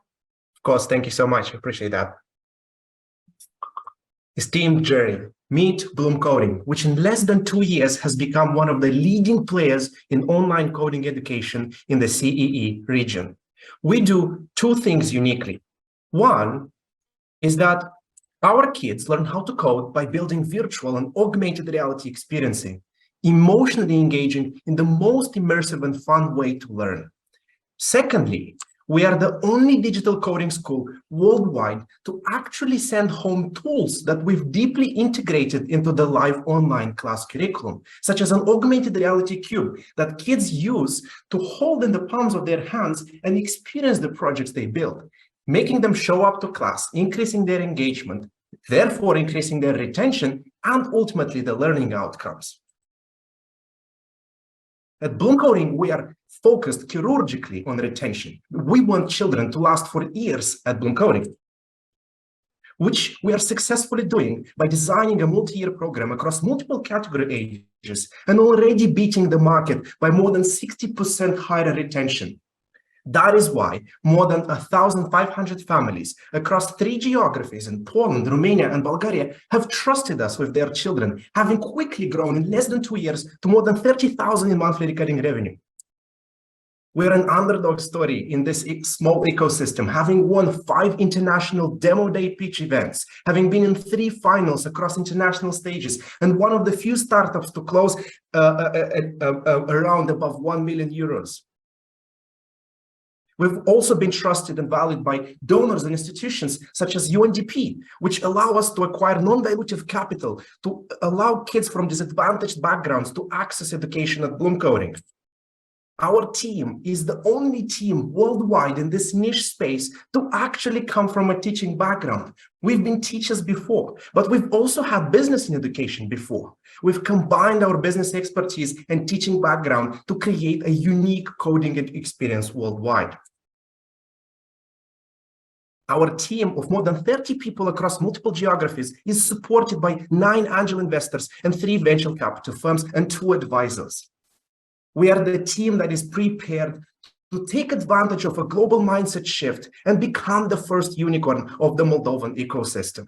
It is undeniable that we want to help the parents of today, the millennials, to reach the best and brightest future for their kids. In a rising market with booming hitting space, we are making a play and scaling through paid ads, B2B employee benefits, and also sponsorships for disadvantaged kids. Our business model is simple: monthly online subscription classes for 4 times a month. We want to reach 1.5 million ARR this year, and for that, We've just closed a 1 million round led by funds like Credo, which is also invested in UiPath in Romania at the seed stage. We want to be the first unicorn of this country. This was Emil, Bloom Coding, and we thank you. Thank you, Emil. And we have the first question from the Kadri, please. Hi, thank you for this lovely presentation. Do you understand correctly, you have around 1,500 clients right now. Have you made 1,500 kits already as well, and these cubes, and do you send them out by mail, or do they come to your establishments, or how is the teaching done? Is it done online or in some location? That's a good question. In fact, our supplier that creates also distributes these cubes around the families that engage with our service. If the concern is about our gross margin and how much that affects it, these cubes are made from carton, and our entire hardware costs consume less than 1.5% of our total gross margin, while still creating that engagement and effect of being immersed in education. But you're sending those cubes out by mail, so children are learning at home?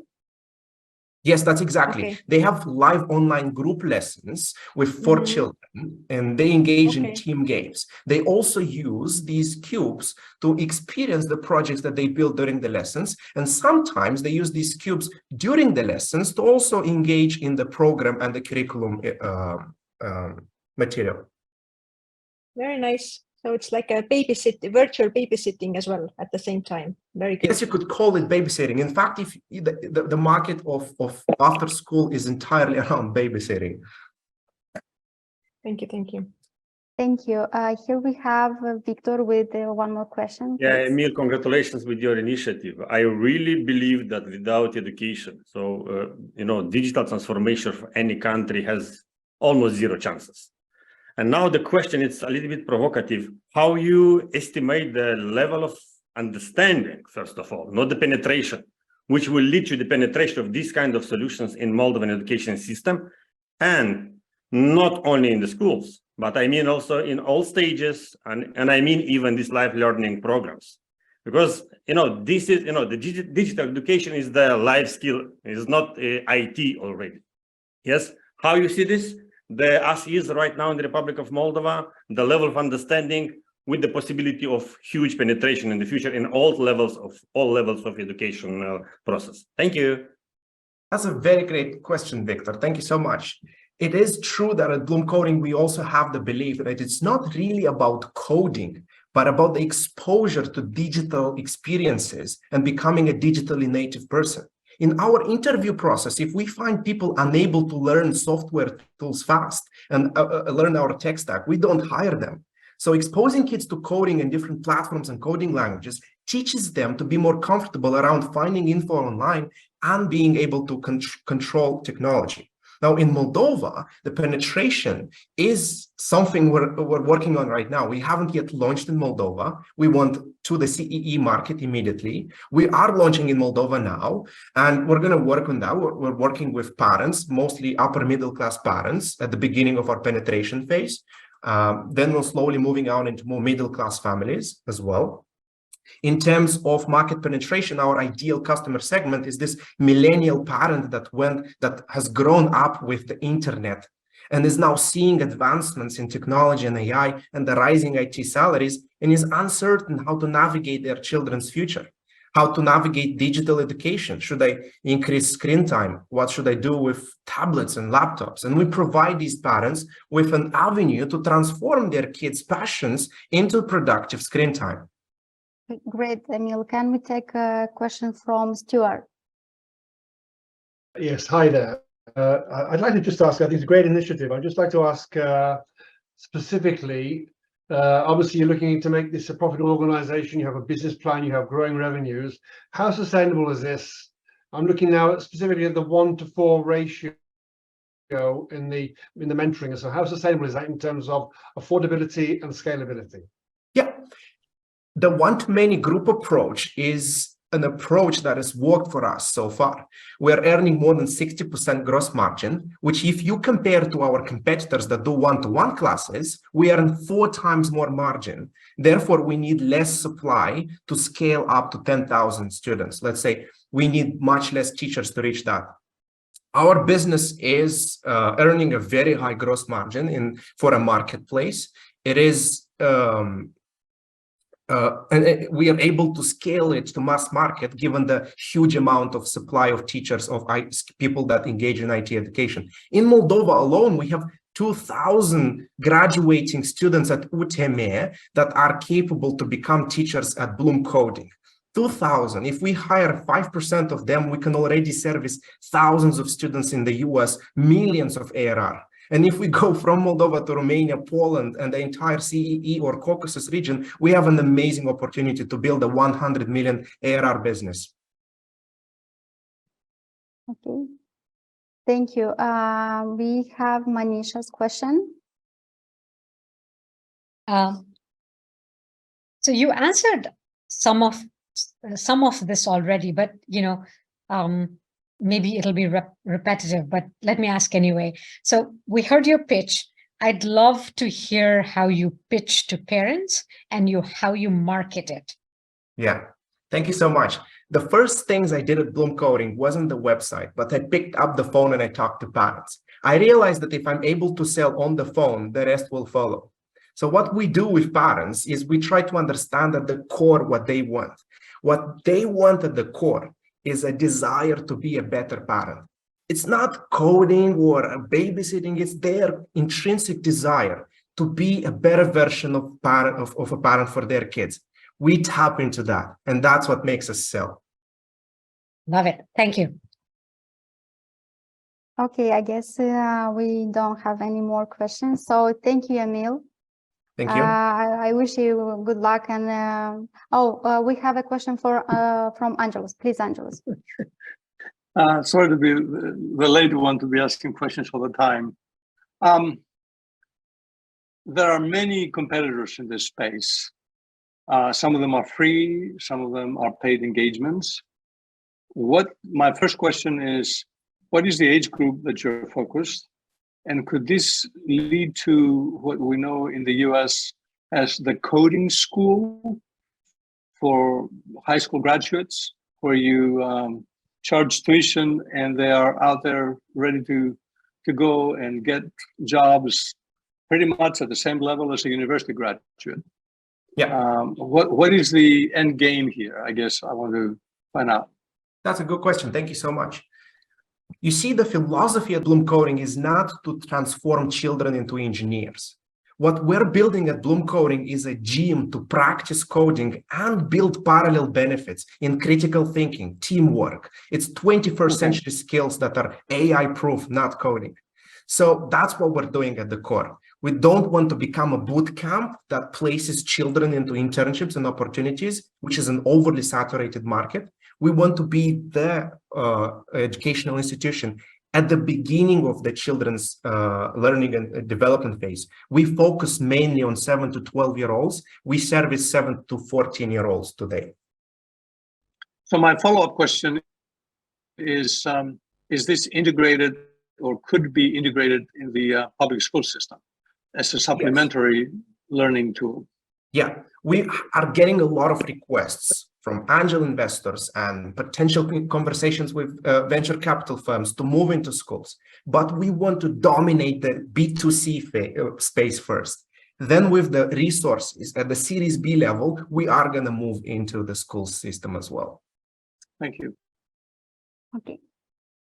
I think it's all. Thank you, Emil. And we need to move on. So the next company, the next startup in this category is Self-Talk, and we have here Viorica, and we are eager to hear your thoughts here. Hi everyone, can you hear me? Yes, we do. Perfect. Hi, my name is Viorica. I'm the co-founder of Self-Talk. We democratize the cognitive behavioral therapy.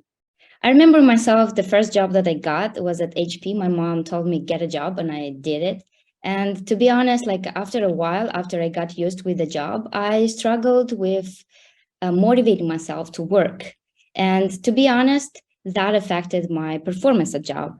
And just like me, 44% of employees in every company struggles with this. They experience daily stress, worry, and sadness, which affects their performance by 35%, which makes you, as the owner of the business, lose 25% of the profits. You could have that.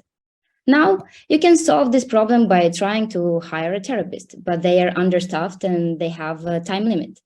Also, you can hire a coach, but quite expensive. Or maybe you come up with the solution, talk to the manager or HR. But to be honest, people don't really open up to the managers. Our solution is the know-how of a therapist in an app.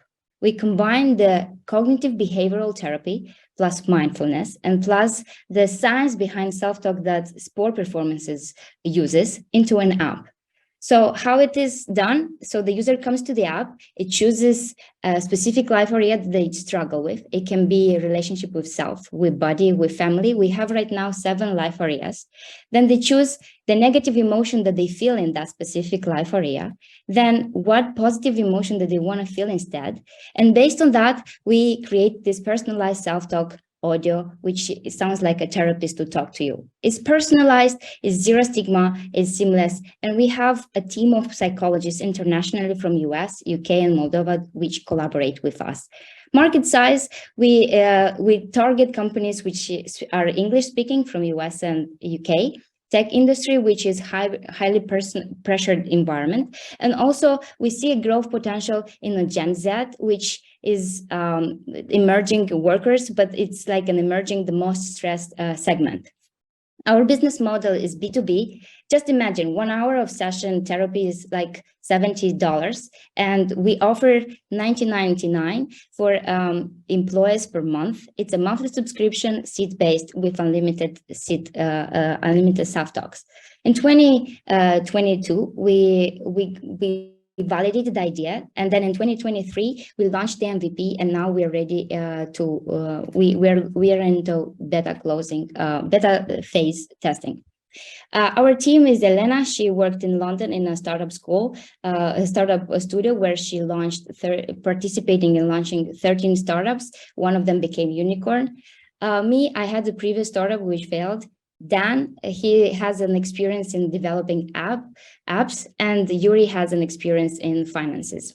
We are fantastic for all Moldovans, and we're ready to, we're fully committed to self-talk to make the first aid for emotional regulation. Thank you. These are the advisors of ours in the US. Thanks.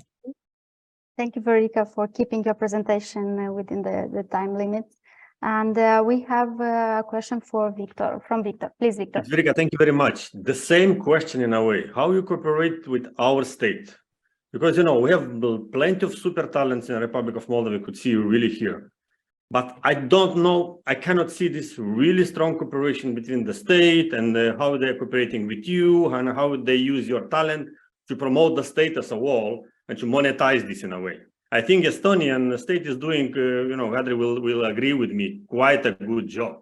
Because this is transferring into many, many benefits, and not speaking only about these 10 unicorns we have in Estonia, but many, many, many benefits.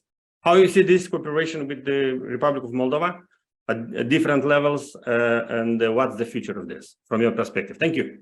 Thank you for the question. To be honest, we came back to Moldova to recreate the content that we had, because we had a challenge by creating the content in English, but we are from Moldova, so our brain functions in the Romanian language.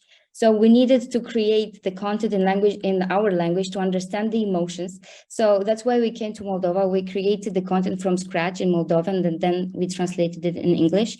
Here we got a grant from ODA of $500,000 lei, and from that we are going to with that content we are translating in English. We are planning to launch in Moldova and Romania as the second phase. Right now we are launching in English, but because of that, the most efficient therapy is done in the native language of a person. So, and because we are Moldovans, that will be the second language that we're going to launch. Yes, but people are the same everywhere in a way. Yes, that's true. But for us to understand what's the process of going through that emotion, you can't really understand it mentally. You have to feel it. So, yeah. I want to add something here. So it's Elena here, the CEO of SaltTalk. And to be sincere with this chance, I want to thank the Moldovan government for supporting us with like 25,000 euros to translate the content in Romanian. But not only that, we developed the multilingual feature of our app. So now we are able to add any language in our app very easy. We just like create a new language. So scaling, it's possible for us because Moldovan government funded it. And to be sincere, in the beginning, I thought Moldovans will be, like skeptic about the solution, but we had Moldovan companies asking us to come talk about mental health in their companies.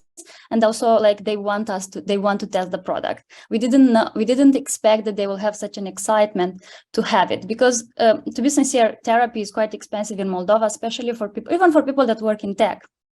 And people are very, very thirsty of this type of content. And we are like really happy to launch it in Romanian language just because the Moldovan government came up with this initiative and we applied and we won. Thank you both for your insightful information. So we have another question from Kadri. Hi, very lovely thing you're doing. I have two questions. First question is, how do you screen out those who are edge cases, suicidal, big depression, those who should move on to professional services? This is my one question. And second question is, how do you compete with the AI chatbots market, which is emerging super fast?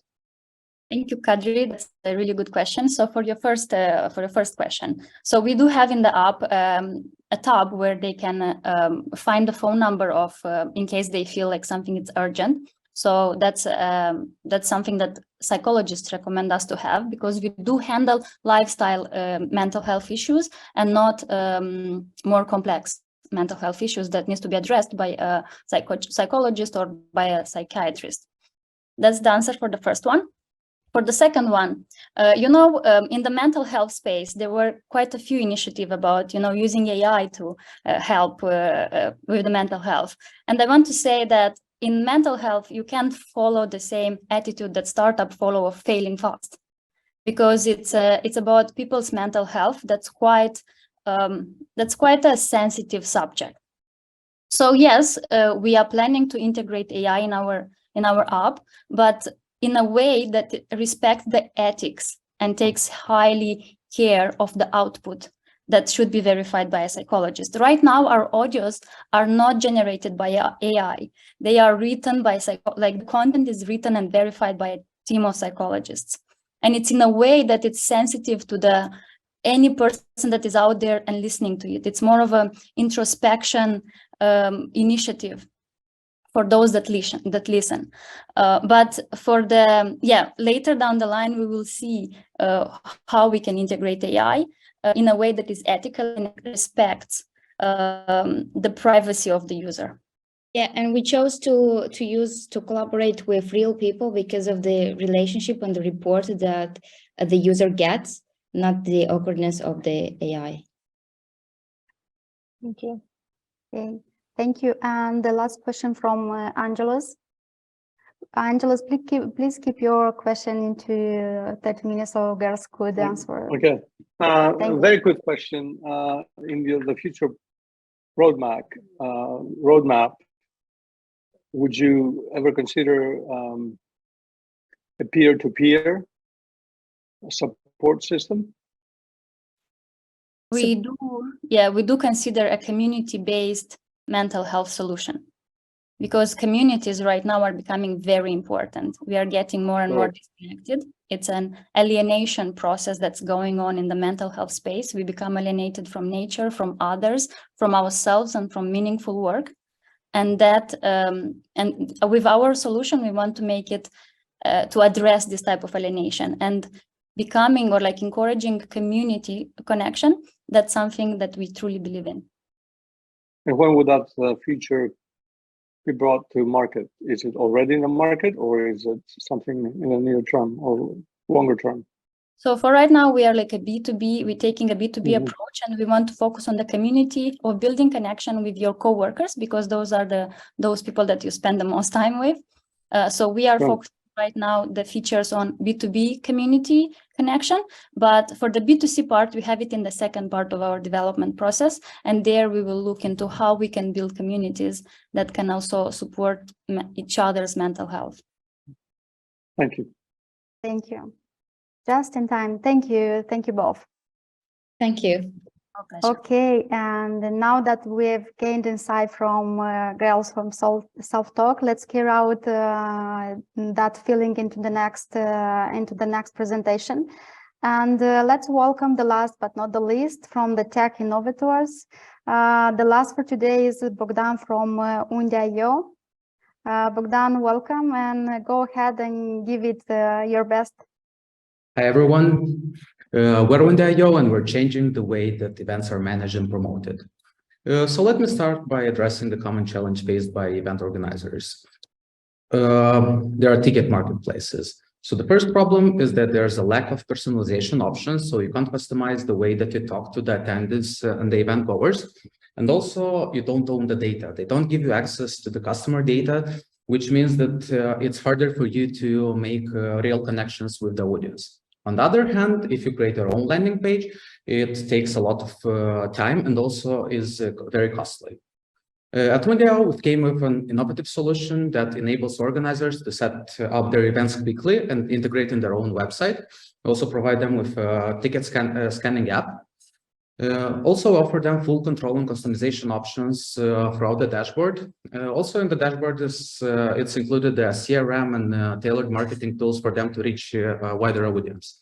Above that, to make their marketing efforts more efficient, we offer them an AI-powered marketing assistant to generate content for social media, text and images.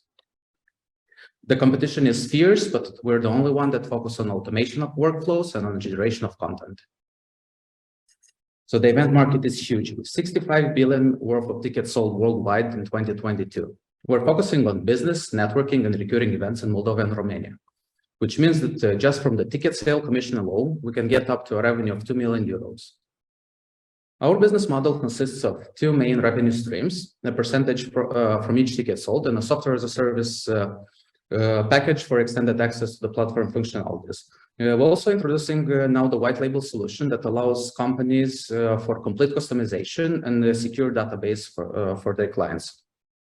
We've launched in September. Since then, we're working with 19 event organizers. We also have some big names as Moldova IT Park, American Chamber of Commerce, Technovator.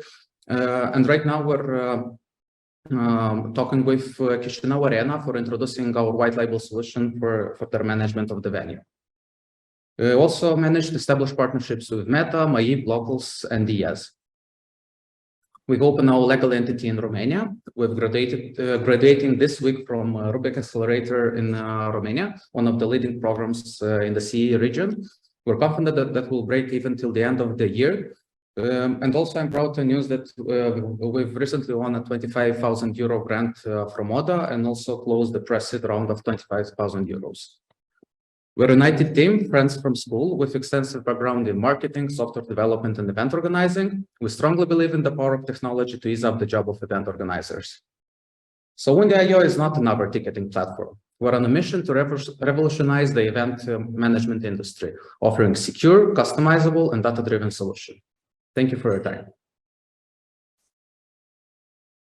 Thank you, Bogdan. It was a great presentation. And we already have a question from Victor, please. Yes, hello, thank you very much. And number one, I received an invitation from you. One, your invitation will, fly to my wallet, for example. That's number one. And number two, it's very personal. When I'm coming to Moldova, I would like to make some sport. Different. I would like to run, to play tennis with someone or paddle, I don't know what. And I never, ever find any platform to use it. Are you planning to, expand this to the sport activities as well? Please do it, because I need it. Thank you. Please comment on that. Okay, thank you. Regarding the integration in the wallet, we have that on the roadmap. It's not a high priority for us, but we're planning on introducing that. Also, regarding the sport events, It's not actually our focus. We're focusing more on like business, recurring events, organizations that require. Sport is business. Remember it. Okay, got it. But yeah, we're gonna collaborate with Chisinau Arena, and there you have tennis courts, and you have swimming pools, and you have other activities there. So actually, when you're gonna book something from their website, it's probably gonna be from our platform. So yeah, we're gonna cover a bit of that, but actually we wanna focus more on like networking events that companies come together and try to build relationships in. Thank you. Okay, thank you. We have another question from Kadri. Hi. Can you describe your typical client? Are they small events or big events? Because you're offering also marketing services for them. So I'm assuming that they're smaller events, but they might be also bigger. So, but you know better. Who are your clients? Thank you for the question. So our like clients are organizations that their main focus is not creating events. Events is a mean for them to kind of get their work known. So usually they have smaller teams with people that are that don't have a huge background in event management. But they need like a better solution to somehow manage their time better. So they waste a lot of time on sending this kind of invitations and getting back and forth with the attendees. So our focus is on easing up this type of communication also. Thank you. Thank you. And here is Vitaly with another question. I also have a company that work with event organizers. And my question is, do you have or plan to work with post-event kind of services like live stream distribution or cuts from video distribution or summary of the event and so on? Thank you for the question.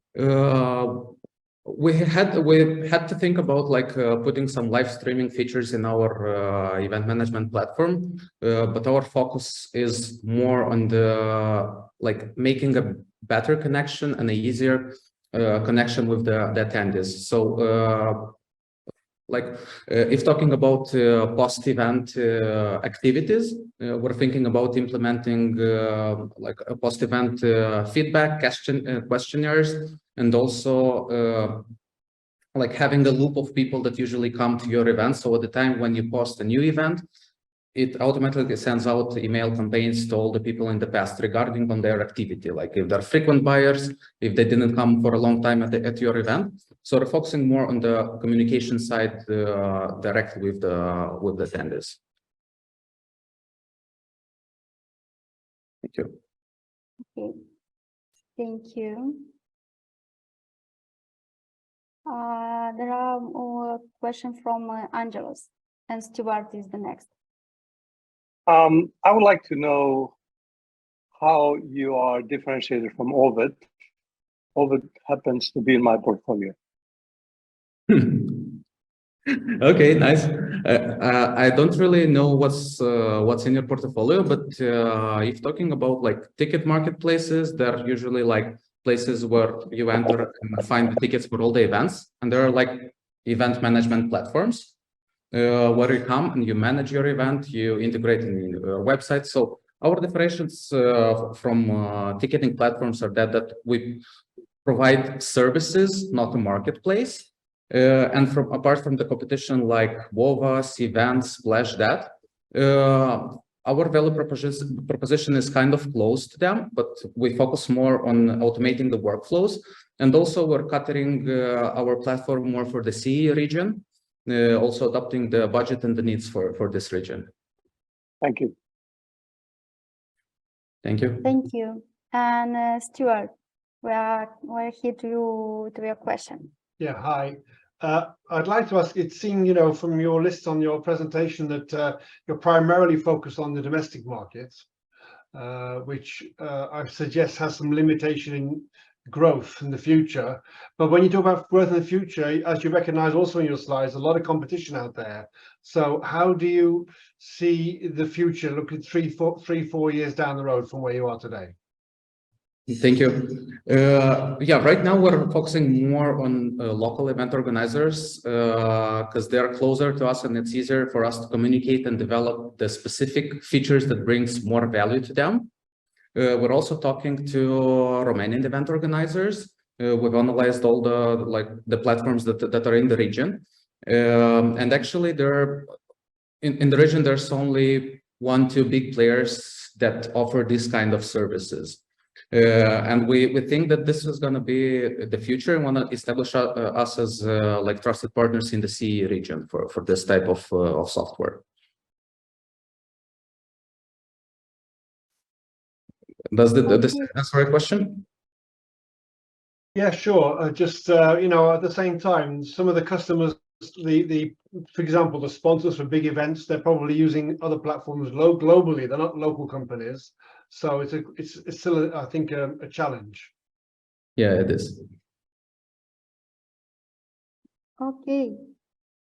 Thank you, Bogdan, and wish you good luck. Thank you. And I guess this is all for today. And with that, we can conclude this great session. Thank you all for your valuable participation. I will pass the word to Natalia to conclude in an even greater way. Thank you, Michaela. To be honest, we did not know what to expect from today, but I think it's been a discovery for all of us. We discovered the pre-finalists in another way and the people behind the applications. We discovered, and I think they also found many insightful ideas from the questions that were posed by the juries and the valuable feedback they gave. And what is next? We will have the jury deliberation to agree on the winners, which will be publicly announced on 15 June at the Moldova Innovation Awards Gala event, at which all of the juries, but also all the applicants will be joining the event, part other guests. So looking very much forward to see you on 15, and then let the best of you win. But I think you've already been participating in this contest. Thank you all. Definitely. So thank you. Stay tuned and follow us on social media. Thank you very much. Bye. Bye, everyone. Good luck. Bye.